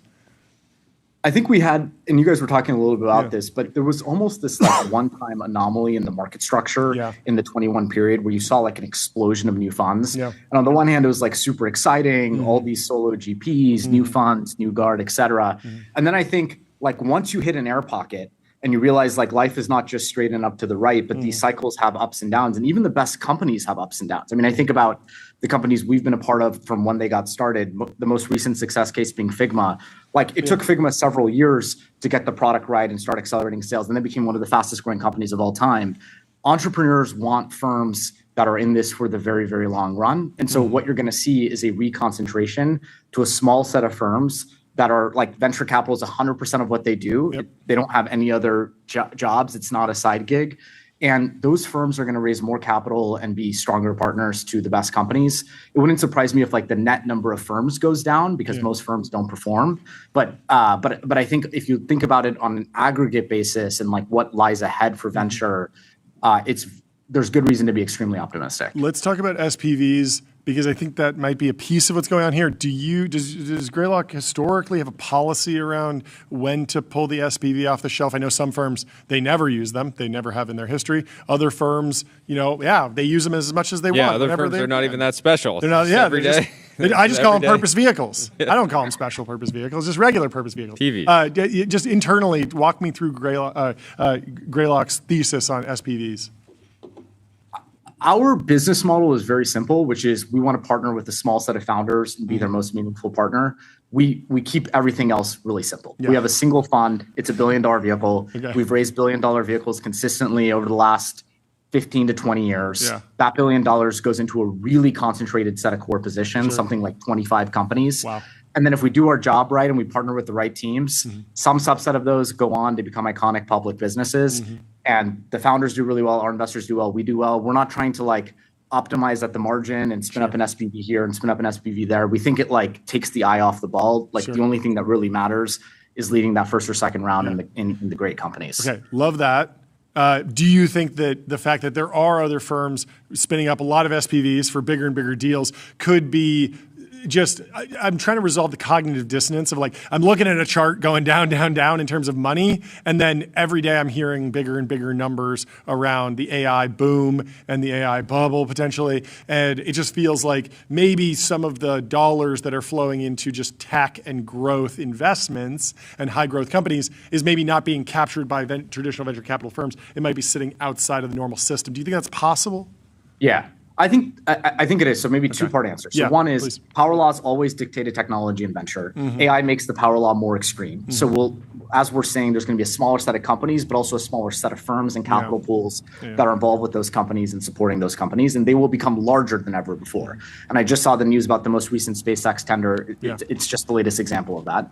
But then the second is, you're right, like a lot of the capital, especially at the very late stages, may not look like traditional venture. I mean, a lot of it is actually corporate capital. If you look at the role that Nvidia alone plays in AI financings, that's a big portion of dollars. SPVs are for sure a piece. Other capital pools that we wouldn't view as traditional venture capital firms, crossovers, private credit, debt. I mean, there are companies where they're hard tech, and you'll see a big headline number, 100 million, 200 million raised, and actually 80% of that's debt because they're going to be buying a building, and you don't want to pay for that in equity. And so that's another maybe distortion to the financing story. And as a founder, like you want to pick the most capitally optimal way to finance the business at any junction in time. It's not always going to be traditional venture capital. Totally. If there's a debt provider or strategic capital provider who doesn't think about ROI on the capital the same way a traditional venture investor would, that could be a lot more attractive for you at a certain point in the company's life. So I think it's probably overall healthy for the ecosystem and honestly great for founders. But that could explain what you're seeing in the report that you're referencing. Talk to me about Greylock Edge. What's the pitch to founders? There's so many different ways to start a new business. I'm interested in how you carved out a unique product there. So one thing I love about Greylock is our history is defined by helping founders get started from scratch in our offices. Sure. If you rewind the clock 20 years, there are two companies that got started at adjacent desks in our San Mateo office. One is a company called Palo Alto Networks, which is a ballpark $150 billion cyber company today. And the second is a company called Workday. And since then, we've started we've helped start. Sorry. We're going to be celebrating it. Keep them going. Keep them going.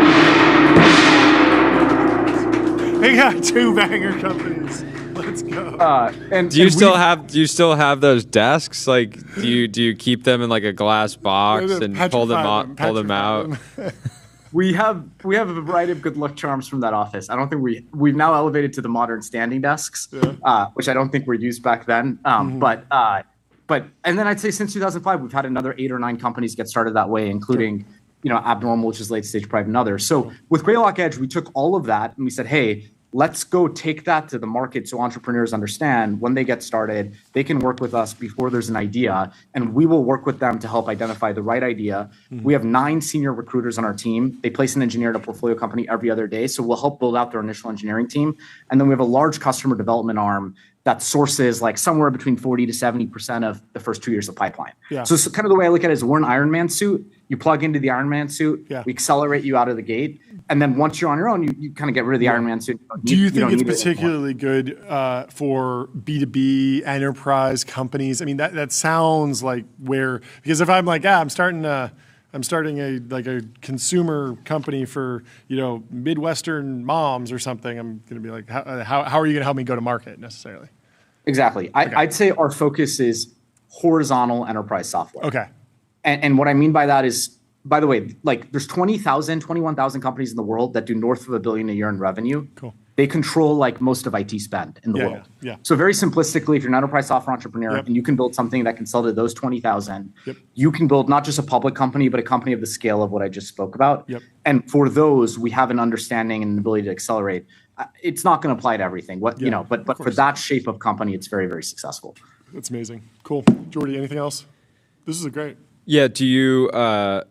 Do you guys have any kind of thesis around what's been happening to SaaS in public markets? I was listening to the new Invest Like the Best episode yesterday with, sorry, I'm blanking on his name. He talked about space data centers.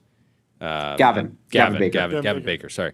Gavin Baker was on and talking about how he thinks like there's a lot of these enterprise SaaS companies that are not really willing to kind of like cut into their margins and lean heavily enough into AI.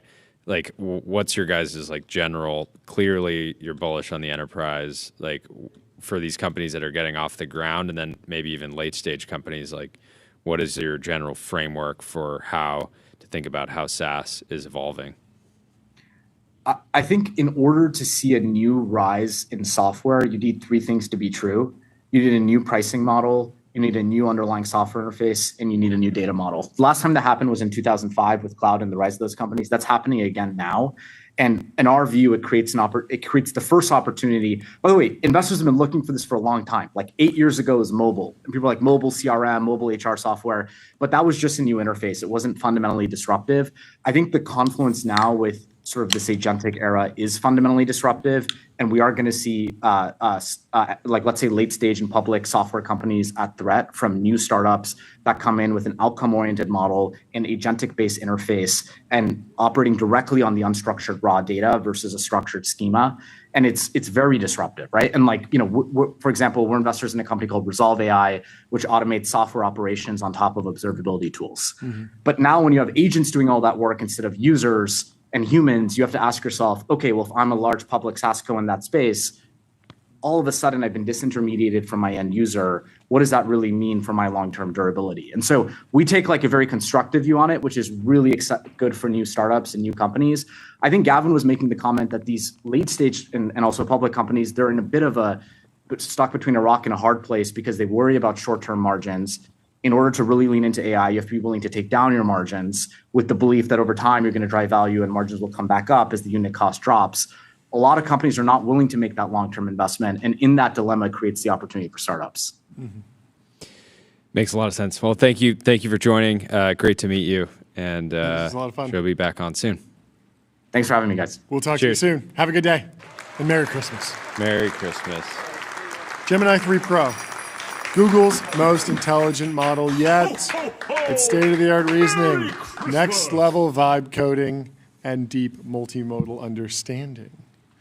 We have our next guest in the Restream waiting room, Nicholas Kelez from xLight, who's the CEO and the CTO, pulling double duty. Some people work 996. What's going on? Working 2 jobs at the same company. Is that right? That is correct. Somebody's got to do it. To me. What does your day look like? What do you do? What are you building? But also walk me through the life of a CEO and a CTO all in the same one body. All right, so a lot to unpack there. Please. So I'll first start with what we're building. Yes. And in order to do that, let me start with some context.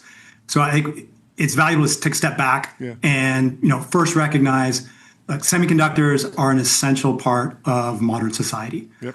They're critical to our economic and national infrastructure, in terms of AI, HPC, data, quantum, and they span all the way to, virtually everything that's under the Christmas tree this year is going to have semiconductors integrated. So they truly are, probably our most, important commodity to this nation. And so what xLight is doing is we're building the world's most powerful lasers to transform the manufacturing of those semiconductors. So we make them better, we make them faster, we make them cheaper, and we make them require less energy to produce. So that's what we're doing at xLight. Yeah. As far as my role, it's like I think anybody in a startup, it is wearing a bunch of hats. I actually get credit for a couple of hats, but most people don't. So yeah, we've been focused on building out the technology. And now, of course, with this LOI, which we're getting a lot of, press around, that's really ramping up our efforts to build our prototype and advance to our first commercial products. How'd you meet Pat Gelsinger? We had him on the show a couple weeks ago, and it was amazing. A huge fan, but I would love to know about your relationship and how it's developed. Yeah, so met Pat through xLight. So he was, I'm sure as he described to you, out looking, trying to figure out what his next thing was going to be, exploring the world of venture capital, happened to come to Playground, but it was already aware of xLight and what we're doing with light and its applications in lithography. That is something that is near and dear to Pat. Pat is a technical person at heart. He believes very strongly in the need for this type of capability to drive the innovation that's going to bring leading edge semiconductor manufacturing back to the U.S. So he kind of sought us out to some extent, and then from there it just became an incredible relationship. Pat has had a profound impact on the company from just adding that kind of gravitas and cachet and recognition of what we're doing through to being, he's taken on the undesirable role of trying to make me a better CEO. So he does everything in between. So I am eternally grateful to him, and I can't give him a high enough regard. And can you take me through the U.S. Department of Commerce announcement, the deal, and I want to know how the deal came together, but how I should think about it from the perspective of. Is it more of like a venture capital style investment or like a contract to deliver specific things? Walk me through exactly what your relationship with the Department of Commerce will be over the next few years. Sure, and hopefully it extends beyond a few years. Yeah. First and foremost, I want to recognize that this administration really did approach this with an incredible urgency and creativity. And I'll just kind of give a sidelight that I really believe that has to be an essential part of our industrial policy going forward. We cannot continue to believe that the status quo is going to keep us competitive. So I'm really grateful for that. But I have to emphasize that urgency and that ability to move quickly was premised on lots of incredibly diligent work that was done by the Department of Commerce. We've been engaged with them for over 2 years. So there's over 2 years of tech diligence, of commercial diligence, of financial diligence that they were able to leverage. So they moved quickly, they had a sense of urgency, they're acting creatively, but it's really rationally founded. So what does getting to the first commercial product look like, more tangibly? So it definitely goes through our prototype. So one of the key things that xLight is doing is we're leveraging very mature technologies that have been developed in the national labs over decades. And so we take these mature technologies that have been operating in light sources for science, and we're commercializing them for semiconductor manufacturing. So we have the advantage of they're mature and proven. We've taken the opportunity to apply some unique IP and how we bring that system together and how we apply it for semiconductor manufacturing. And so we're now in the process of building our first prototype. And this is not a proof of concept prototype. This is basically kind of, for lack of a better term, a show me the money prototype. The semiconductor industry wants to see that you connect this to a scanner, you expose wafers, it works as it should. So that's the starting point. And then, along that path, we're continuing to work very closely with our customers. Our customers are the fabs, and building that, value proposition so that as soon as we have that first prototype done, we're already going to be building our first commercial system. Yeah. How much of your business is like capital intensive, actually just, dollars out the door, facilities, equipment, versus human capital intensive? Like, over the next few years, how do you expect to balance the different costs in the business? Yeah, so you have to be kind of calibrated when you talk about capital. So I came from quantum computing before this, and spent a long time building these types of facilities. So compared to quantum fusion, it's not capital intensive, but compared to SAS or something like that, it's very capital intensive. So it's to build the facilities in the few hundreds of millions of dollars. And just kind of getting back to my previous response, because we're leveraging mature technologies, it's we are able to kind of stand on the shoulders of a lot of work that's already been done. So from a personnel perspective, we're quite lean. But from a capital expenditure, it's all going in for the most part into hardware and to infrastructure to build these facilities out. Yeah, that is amazing. Congratulations! I want to ring the gong. We have to.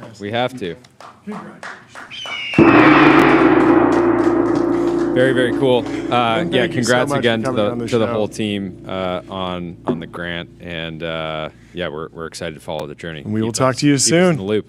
Have a good rest of your day. Goodbye. You too. Thanks.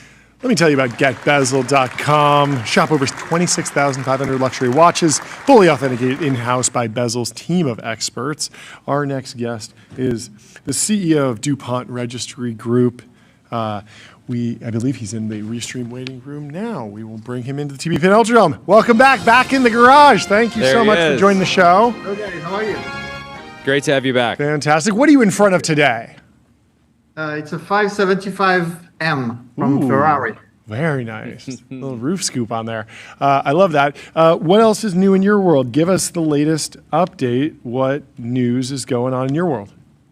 So the big news that we've been working on for a while is that we launched DuPont Registry Live, which is the DuPont Registry online auction platform. A completely different value proposition. We are the only online auction platform offering 100% sell-through. So if you come and you want to sell your car with us, we guarantee that the car will sell at the price that you decide. And the second thing is that for the buyers, we are giving 14-day return policy. So it removes buyer's remorse. You can buy that car, you can drive it, you can return it, we'll take it back. That's crazy. Is that extremely capital intensive? Do you have to raise a bunch of money to make sure that you're guaranteeing liquidity? Yeah, we did raise capital. We have a bank partner at the moment. We raised $34 million in working capital. We're working on extending that line by the end of the year.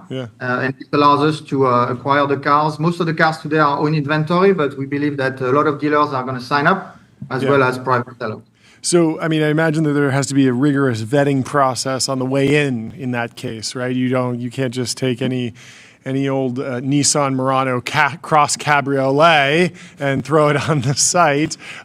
There's a bar. How do you think about setting that bar for what can make it onto the DuPont registry? Yeah, so we do have a big location in Nashville. We're actually moving into the location next week. It's a bigger location, 65,000 square foot.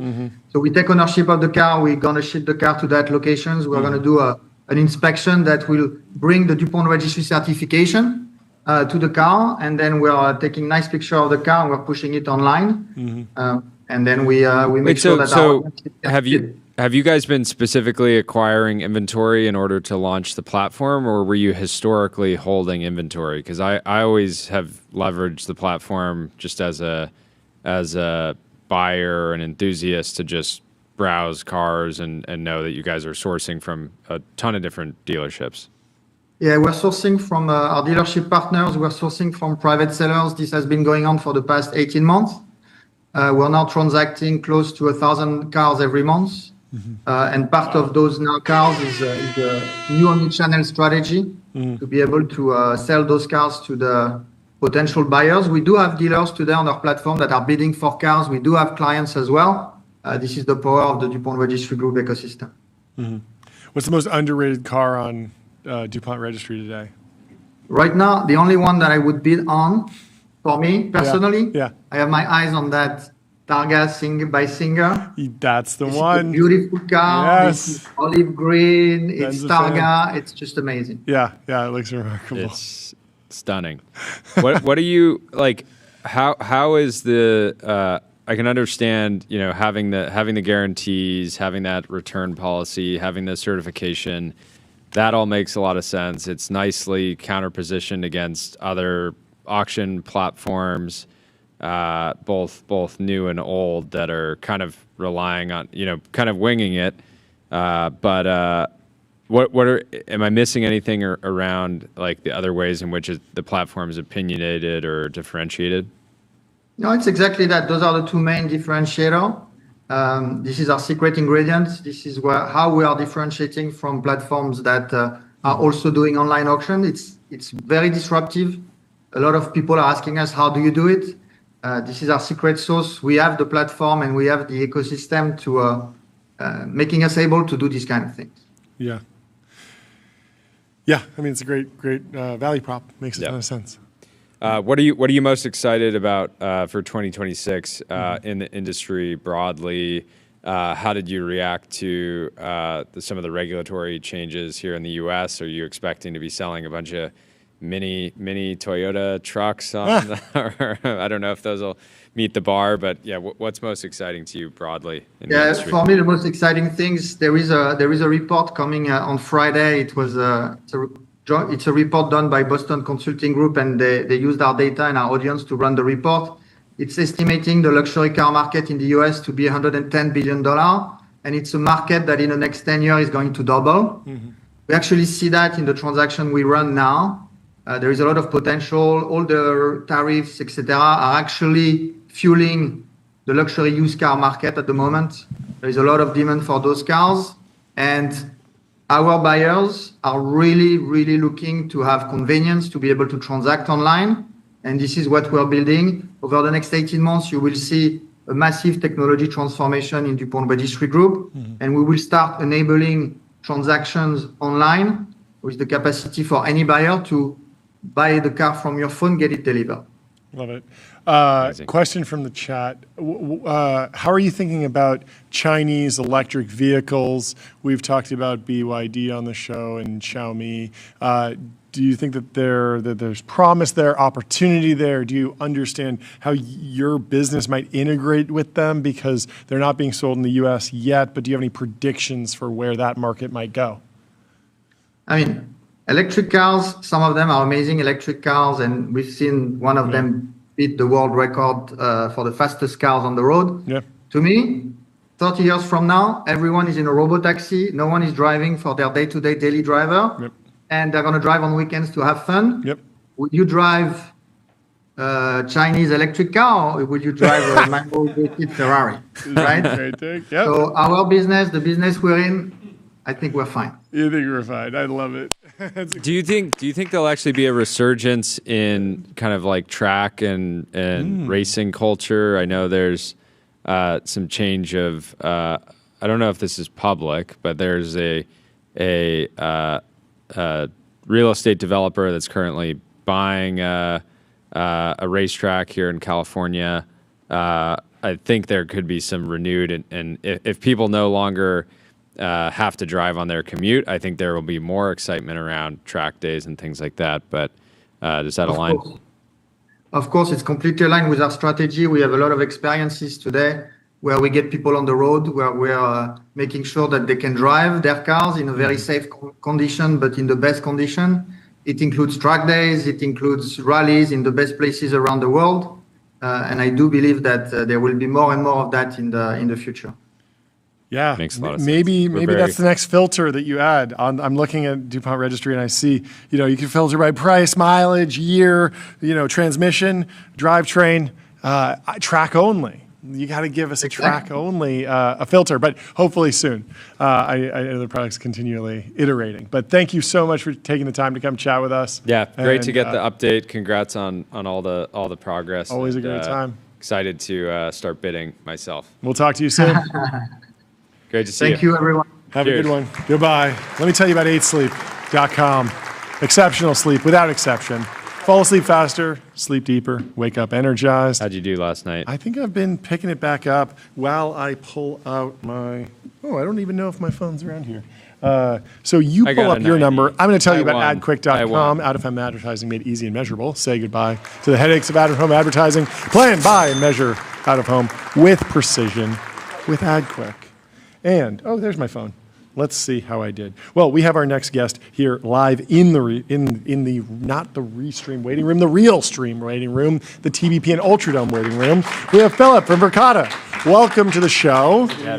I want to introduce yourself, but then get ready. Just go hit that gong right now. Let's do it. Let's hit that gong right now. Congratulations. Let's do it. You don't know anything about him or his company yet. But you know he's here for a good reason because the company has, of course, raised money. But please introduce yourself, introduce the company, and then we'll get into the news. Sure, yeah. So excited to be here. I'm Filip. I'm one of the founders and CEO of a company called Verkada. Yeah. And Verkada is solving a super important problem in the world, which is the problem of safety in the physical world. And we solved that problem with AI. Yeah. We solved that problem with software. Yeah. And we deliver that through devices like cameras, like door access controllers, alarm systems, and so on. Yeah. So, Anduril in some ways is physical security for the military. Yeah, then you have flock safety at the municipal level. Are you at the B2B level, the B2C level?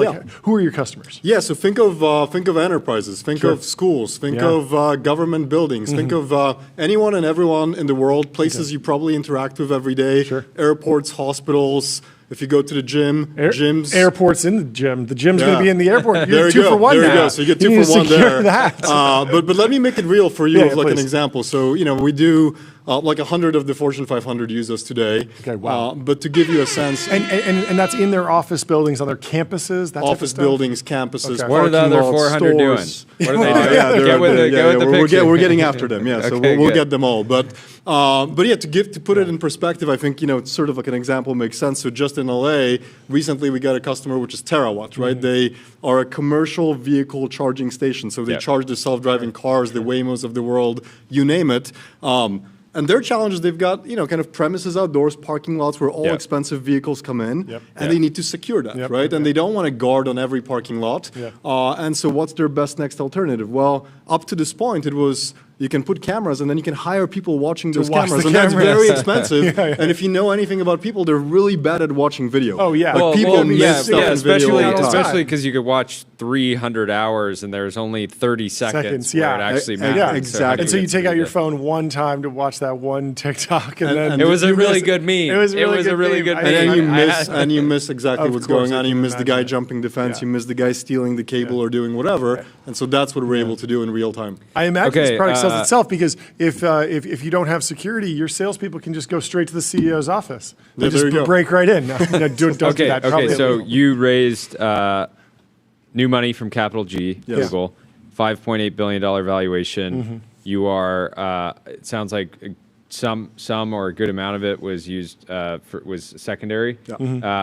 When did you start the company? I think. What were the first products? What were the first products? Go to market. Look, so let me just give you like a brief on the business and how it's grown, right? So the business is about 9 years old, almost 10 years old, in its history. We started in 2016. Sorry, you can't hear this. I just hit the boom, boom. Overnight success. This is the overnight success one. Cool. But yeah, it's been 10 years. We're at 30,000 customers globally, 17 offices around the world. Like I said, 100 of the Fortune 500. So that's kind of the journey of the business. We started in video security initially. So that was the first idea. And then from there, we expanded to a platform of physical security. And that product, video security, was that a white-labeled video camera, and then you were doing the SaaS product, the software around it, or were you building hardware on day one? How did that all come together? So think of it like an end-to-end solution, right? Like think of it almost like the iPhone of the video security industry. You buy it from us, we guarantee it, it works. We do the hardware, we do the software that runs on the hardware, we do the cloud software, and we seamlessly integrate it all together. And that was the magic that our customers fell in love with from the beginning. That's where we started. So that's 2016, 2017. We launched the camera. That goes really well. I mean, the market, really loved the product when we launched it.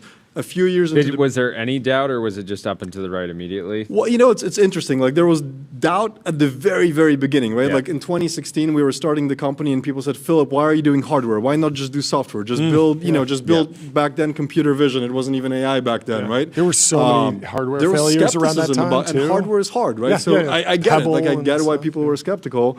But then once we got the product to market, people got it, and it just worked well. The customer reception was phenomenal, and it was one of those stories where it just took off. And from there, 2-3 years into the business, we realized that the opportunity is much larger than that, right? It's not just video security. It's actually this broader world of physical security. The customer base has a dream of an integrated system that solves broader problems. So we started looking at access control. Think of all the badge readers, how you get into buildings. We started looking at alarms, massive market. Every building that closes at night has an alarm system.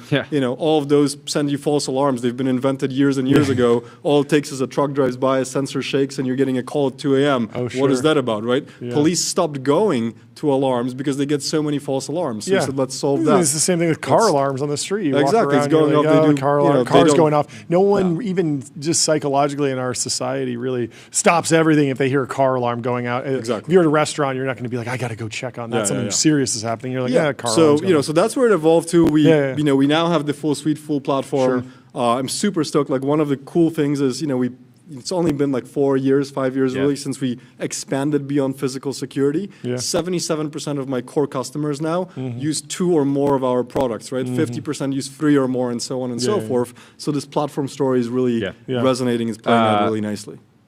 Will we see robots integrated into your platform? I've had this thesis that not the most original thought, but this idea that like security guards are primarily there to just be a human that is like at least a human-shaped thing that is on the premises, providing this sort of deterrent effect. And I could see humanoid robots getting traction faster and just standing in places that need to be secured and being like having a physical presence. Just sort of looking intimidating. Looking intimidating before they're really good at like actually adding value in my home. And I don't know, I'm sure you've like how do you think about humanoids? I mean, look, I think you might have some of that. I mean, I don't know how close that future is, right? But I think, fundamentally, if you think about physical security, it is a human problem. And I think humans are not going away from the problem of solving physical security for other humans. So yes, we might have robots. Yes, we might have sensors. But ultimately, at the end of the day, I think security personnel is going to exist and it's going to address those human problems. Yeah. It's just the technologies that we're building, technologies like humanoid robots, will make that security personnel have a superpower in a way, right? Yeah. It'll make them more aware. It'll make them do more useful things. It will save them hours of time watching mindless video or missing things and focus them on actually resolving the emergency at hand. Yeah, it's interesting thinking about the role of the human security guard. Like you can almost think about it as like a bundle of tasks or jobs to be done. One is basically a camera that you can move. A security guard can go look behind that gong and see if there's something going on there. But at the same time, like you can just put a lot of cameras and get coverage. But a security guard can also go and ask for more context. Say, oh, hey, are you supposed to be here? Let's have a conversation about this. Exactly. And that's something that we're not quite there with the humanoid robot. And so are there any other formats that you're excited about, like the four-wheeled robots or the drones? I mean, I saw, doesn't Amazon sell a drone that can camera fly around your house? Fly inside your house, which I thought was very odd. I don't know if that product's doing well, but how do you think about the other form factors that might be a little bit more economical, a little bit more tractable before we get to the full humanoid? I think, look, the reality of it is I think, the cost of sensors and the cost of being able to be aware of what's going on is just going down as time goes on. And it's not a new idea, right? We've had sensors in the world, for decades. Really, we've had it, right? And so, my sense is the ease of deployment of cameras, the form factors of cameras, it's going to get easier, it's going to get simpler, it's going to be easier for the customer to use, and it will take all sorts of form factors, right? It might be a camera that's drilled into the ceiling, it might be a camera that's running on solar power, it might be a camera that's on a drone, and by the way, it might not just be cameras, right? It might be radar, it might be microphone, it might be other sensors. I think the challenge becomes, what do you do with that information, and how do you effectively process that information, ideally in real time, so that you can mitigate the situations, right? Like you don't want to just be a use it after the fact. You don't want this happens. Yeah, so like, here's do the you guys insurance do claim. work with Hey, we have museums? great footage of you getting robbed. Right, it's exactly. amazing. Do you guys have? Do you work with museums? Yeah, so we work with all forms of customers all around the world. I mean, you bring up museums, which pops to my mind immediately the Louvre. Yeah, what happened there? Which is crazy, right? I mean, in broad daylight, people came with a with a lift and got in there. But it's actually a very difficult problem to solve, right? Because if you think about it, they have to secure the perimeter of that building. And if you've ever been to that building, it's a massive structure. If you literally had humans or even robots roaming around that building, that would be a lot of humans and a lot of robots, right? And so one of the things we're excited about is, camera technology paired with AI is now getting to the point where monitoring for things like that is more reliable than humans doing it. It's faster than humans doing it. And so in a situation like that, we could totally, alert the physical security response team. It's like, hey, something suspicious is going on right here, right? And we could do that in real time with very high accuracy without missing events, right? So those type of situations, we think we can solve. Yeah, help me walk through how AI actually impacts like decision making on top of a sensor platform. Because I imagine, the first version was probably just some business logic. If movement, send push notification or email or something. Then you get to some sort of heuristic-based, linear regression or something. But now you actually could take a video and upload it to an LLM and ask it, does this look suspicious? And it would just tell you, like, yeah, that does look suspicious or not. Are we there yet? Are we using generative AI? Are we using transformer-based models for this stuff? Like, what's the state of the art? Yeah, look, so the state of the art, frankly, it's amazing. And the amount of progress in the market in the last 2 years has been just phenomenal, right? Like, if you take a video clip and, I don't know, take it and upload it into Gemini, Gemini will know everything that happened in that video clip, and it just blows your mind, right? Like, 5 years ago, that was science fiction. Today, that's a reality. So, we rely on some of that, right? And I think the way we think about that is, we try to understand what's going on in all of these scenes in real time with particular sensitivity to things that might be security incident related, right? And so if you think about that, kind of premise, like what is common to all security incidents, or most of them? Well, they mostly involve humans. They mostly involve vehicles. There's at least some motion in the frame. There's some motion going on. That was the basis, right? And so 10 years ago... You don't need to just be uploading, there's 10 seconds of video where nothing happens. Upload it to Gemini, pay the token. No way. Yeah, exactly. Well, and so you're onto something, right? So I think that's kind of the crux of it, right? Which is like, processing all of the video from all sensors and all cameras today is still prohibitively expensive. And so you can think of almost as like a layered filtering approach, right? We use different heuristics and different mechanisms, some on the edge on the processor that's on the camera, some then in the cloud, and some with like heavier models that we offload to. But with that full stack, we're able to, discern things that really matter, and that might be something like,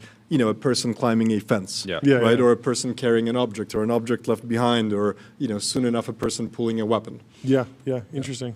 Is there demand for sort of on-premise inference for any security stuff like this? Well, do you feel the pull there? I think, look, as I said, the whole thing is, how do you deliver this inference at scale at a reasonable cost that makes sense to, kind of the broad base of customers? And I think the only way to do that, frankly, is to do some of that inference on-premise. The way we think about that is we do that on the edge on our device. The two reasons for it, one is purely the inference cost. The second is actually, if you think about it, most of the world is actually not connected with fast enough bandwidth to push all the high quality, high resolution data in real time to the cloud to do the processing in the cloud. And so that's yet another reason that we take this kind of hybrid cloud approach, as we call it, where we do some processing on the edge. And that's been phenomenal for our devices. How do you think about pricing for nonprofits, for more sympathetic audiences? When I think about like security for a big tech company, I'm like, they can pay the full price. But for a local school who might be worried about an intruder or some sort of disastrous situation that could happen at a public school, you don't want them. It would just feel so bad if it was like they almost said yes to the contract, but it was just out of reach. How do you think about making sure that you're delivering the product? So look, we try to be flexible and understand our clients and their needs. In some product categories, we actually even have kind of special pricing for that. But you bring up a good point, right? Schools are a big customer segment for us, particularly in the U.S., K-12 education.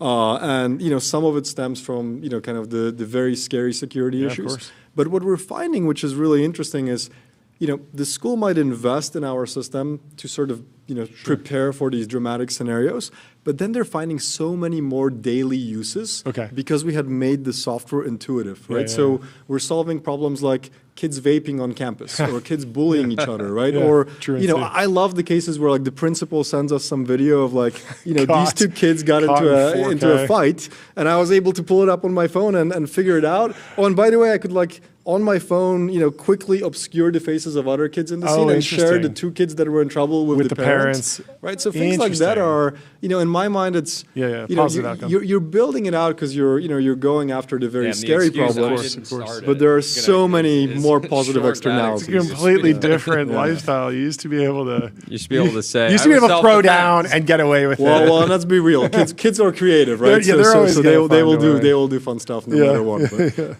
that's amazing. What's next? You'll get the rest of the Fortune 500, the other 400.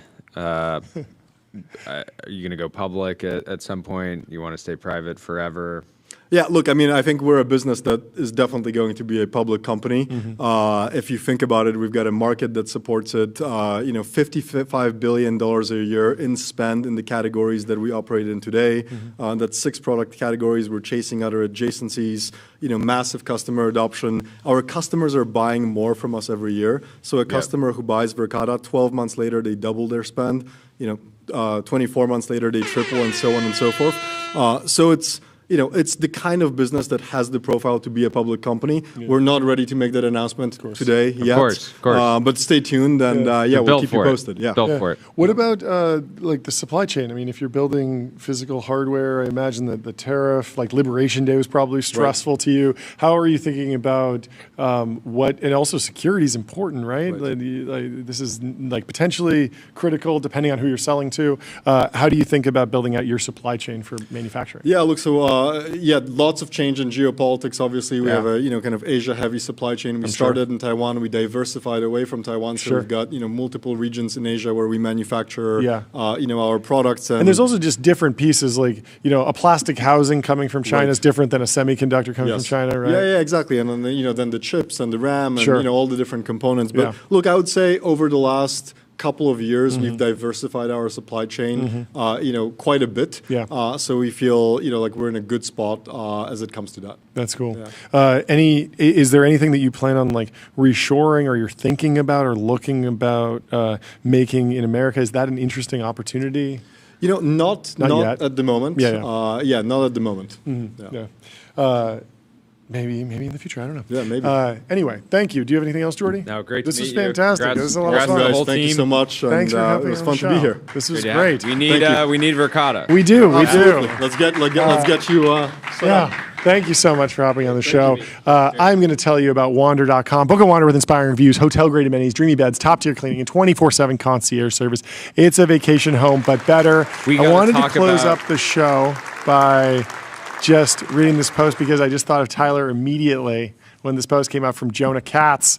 He says, "Great job on that project, man. I really like the way you prompted Claude and did nothing else at all." And that's how Claude is a great model. Claude, it's a good model. It's a good model, sir. It's a good slop app that barely works. Well, we have to actually but we couldn't do the show without you, Tyler. We really appreciate you. Have to actually close on this post from Charlie Puth. Oh, yes. He says, "Hi, Elon. These sonic booms have gotten progressively louder since I started launching the rockets in Santa Barbara." He's talking about Vandenberg Air Force Base. This one at 3 a.m. today felt like 150 to 160 decibels, violently shook our whole house and really frightened my pregnant wife. I hope they do not get louder. Anyways, I was far enough away, didn't hear anything, but given the pace at which I think the number of launches. You see this post? You may want to reconsider living near Vandenberg. Launch cadence is about to hit 100 per year from 2 complexes. So you're just gonna have sonic booms like every 24 hours eventually. Bizarre. There is a community note on this. People are kind of going back and forth. It says SpaceX does not launch rockets from Santa Barbara. They launch it from Vandenberg, which is 68 miles north. But he might be saying Santa Barbara County, or it might be going past Santa Barbara. But I mean, the outrage from the Santa Barbara crew, if this is a real thing, is going to be intense. You got, it's really the Montecito. Ellen DeGeneres is hanging out there. It's the Montecito crew that will really come down. Santa Barbara. Heavy. It's the Montecito of California. I don't know. No. You mean it's the Connecticut? Yeah, no, it's not the Connecticut. I don't know. I haven't mapped it. I actually don't know. It's the Catskills, right? Isn't the Catskills upstate? It's kind of upstate New York coded. Yeah, right. I'd say something like that. I don't know. We'll have to get some resident New Yorker to break it down for us. But people are going back and forth. I was digging into like, is this even possible? Can it really get up that high? I feel like we need Brian Johnson to weigh in on this since he's both, I believe he's like a big Elon bull, but he's also extremely sensitive to loud noises, and so I'm sure he'd get up there. Final with his decibel final meter. post. Yeah, what you got? We'll start with a black pill and then a white pill. Okay. On the topic of Southern California, this person Sam says it's actually kind of crazy how washed LA is as a city right now.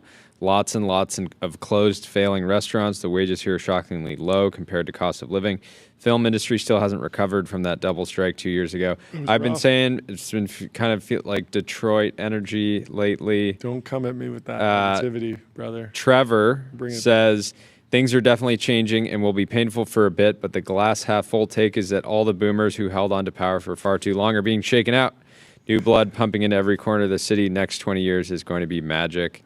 What is this picture he's attached? This is hilarious. I like this. It's Randy Newman, I Love L.A. Okay. It's a music video. Yeah, well, this is a great way to play it out. I love L.A. I love that song. Anyway, thank you for tuning in today. We will see you tomorrow at 11 a.m. Pacific sharp. Leave us 5 stars on Apple Podcasts and Spotify, and have a great day. Merry Christmas. Merry Christmas to you. The holiday season is upon us. And we love you. We'll see you tomorrow. Goodbye. Cheers.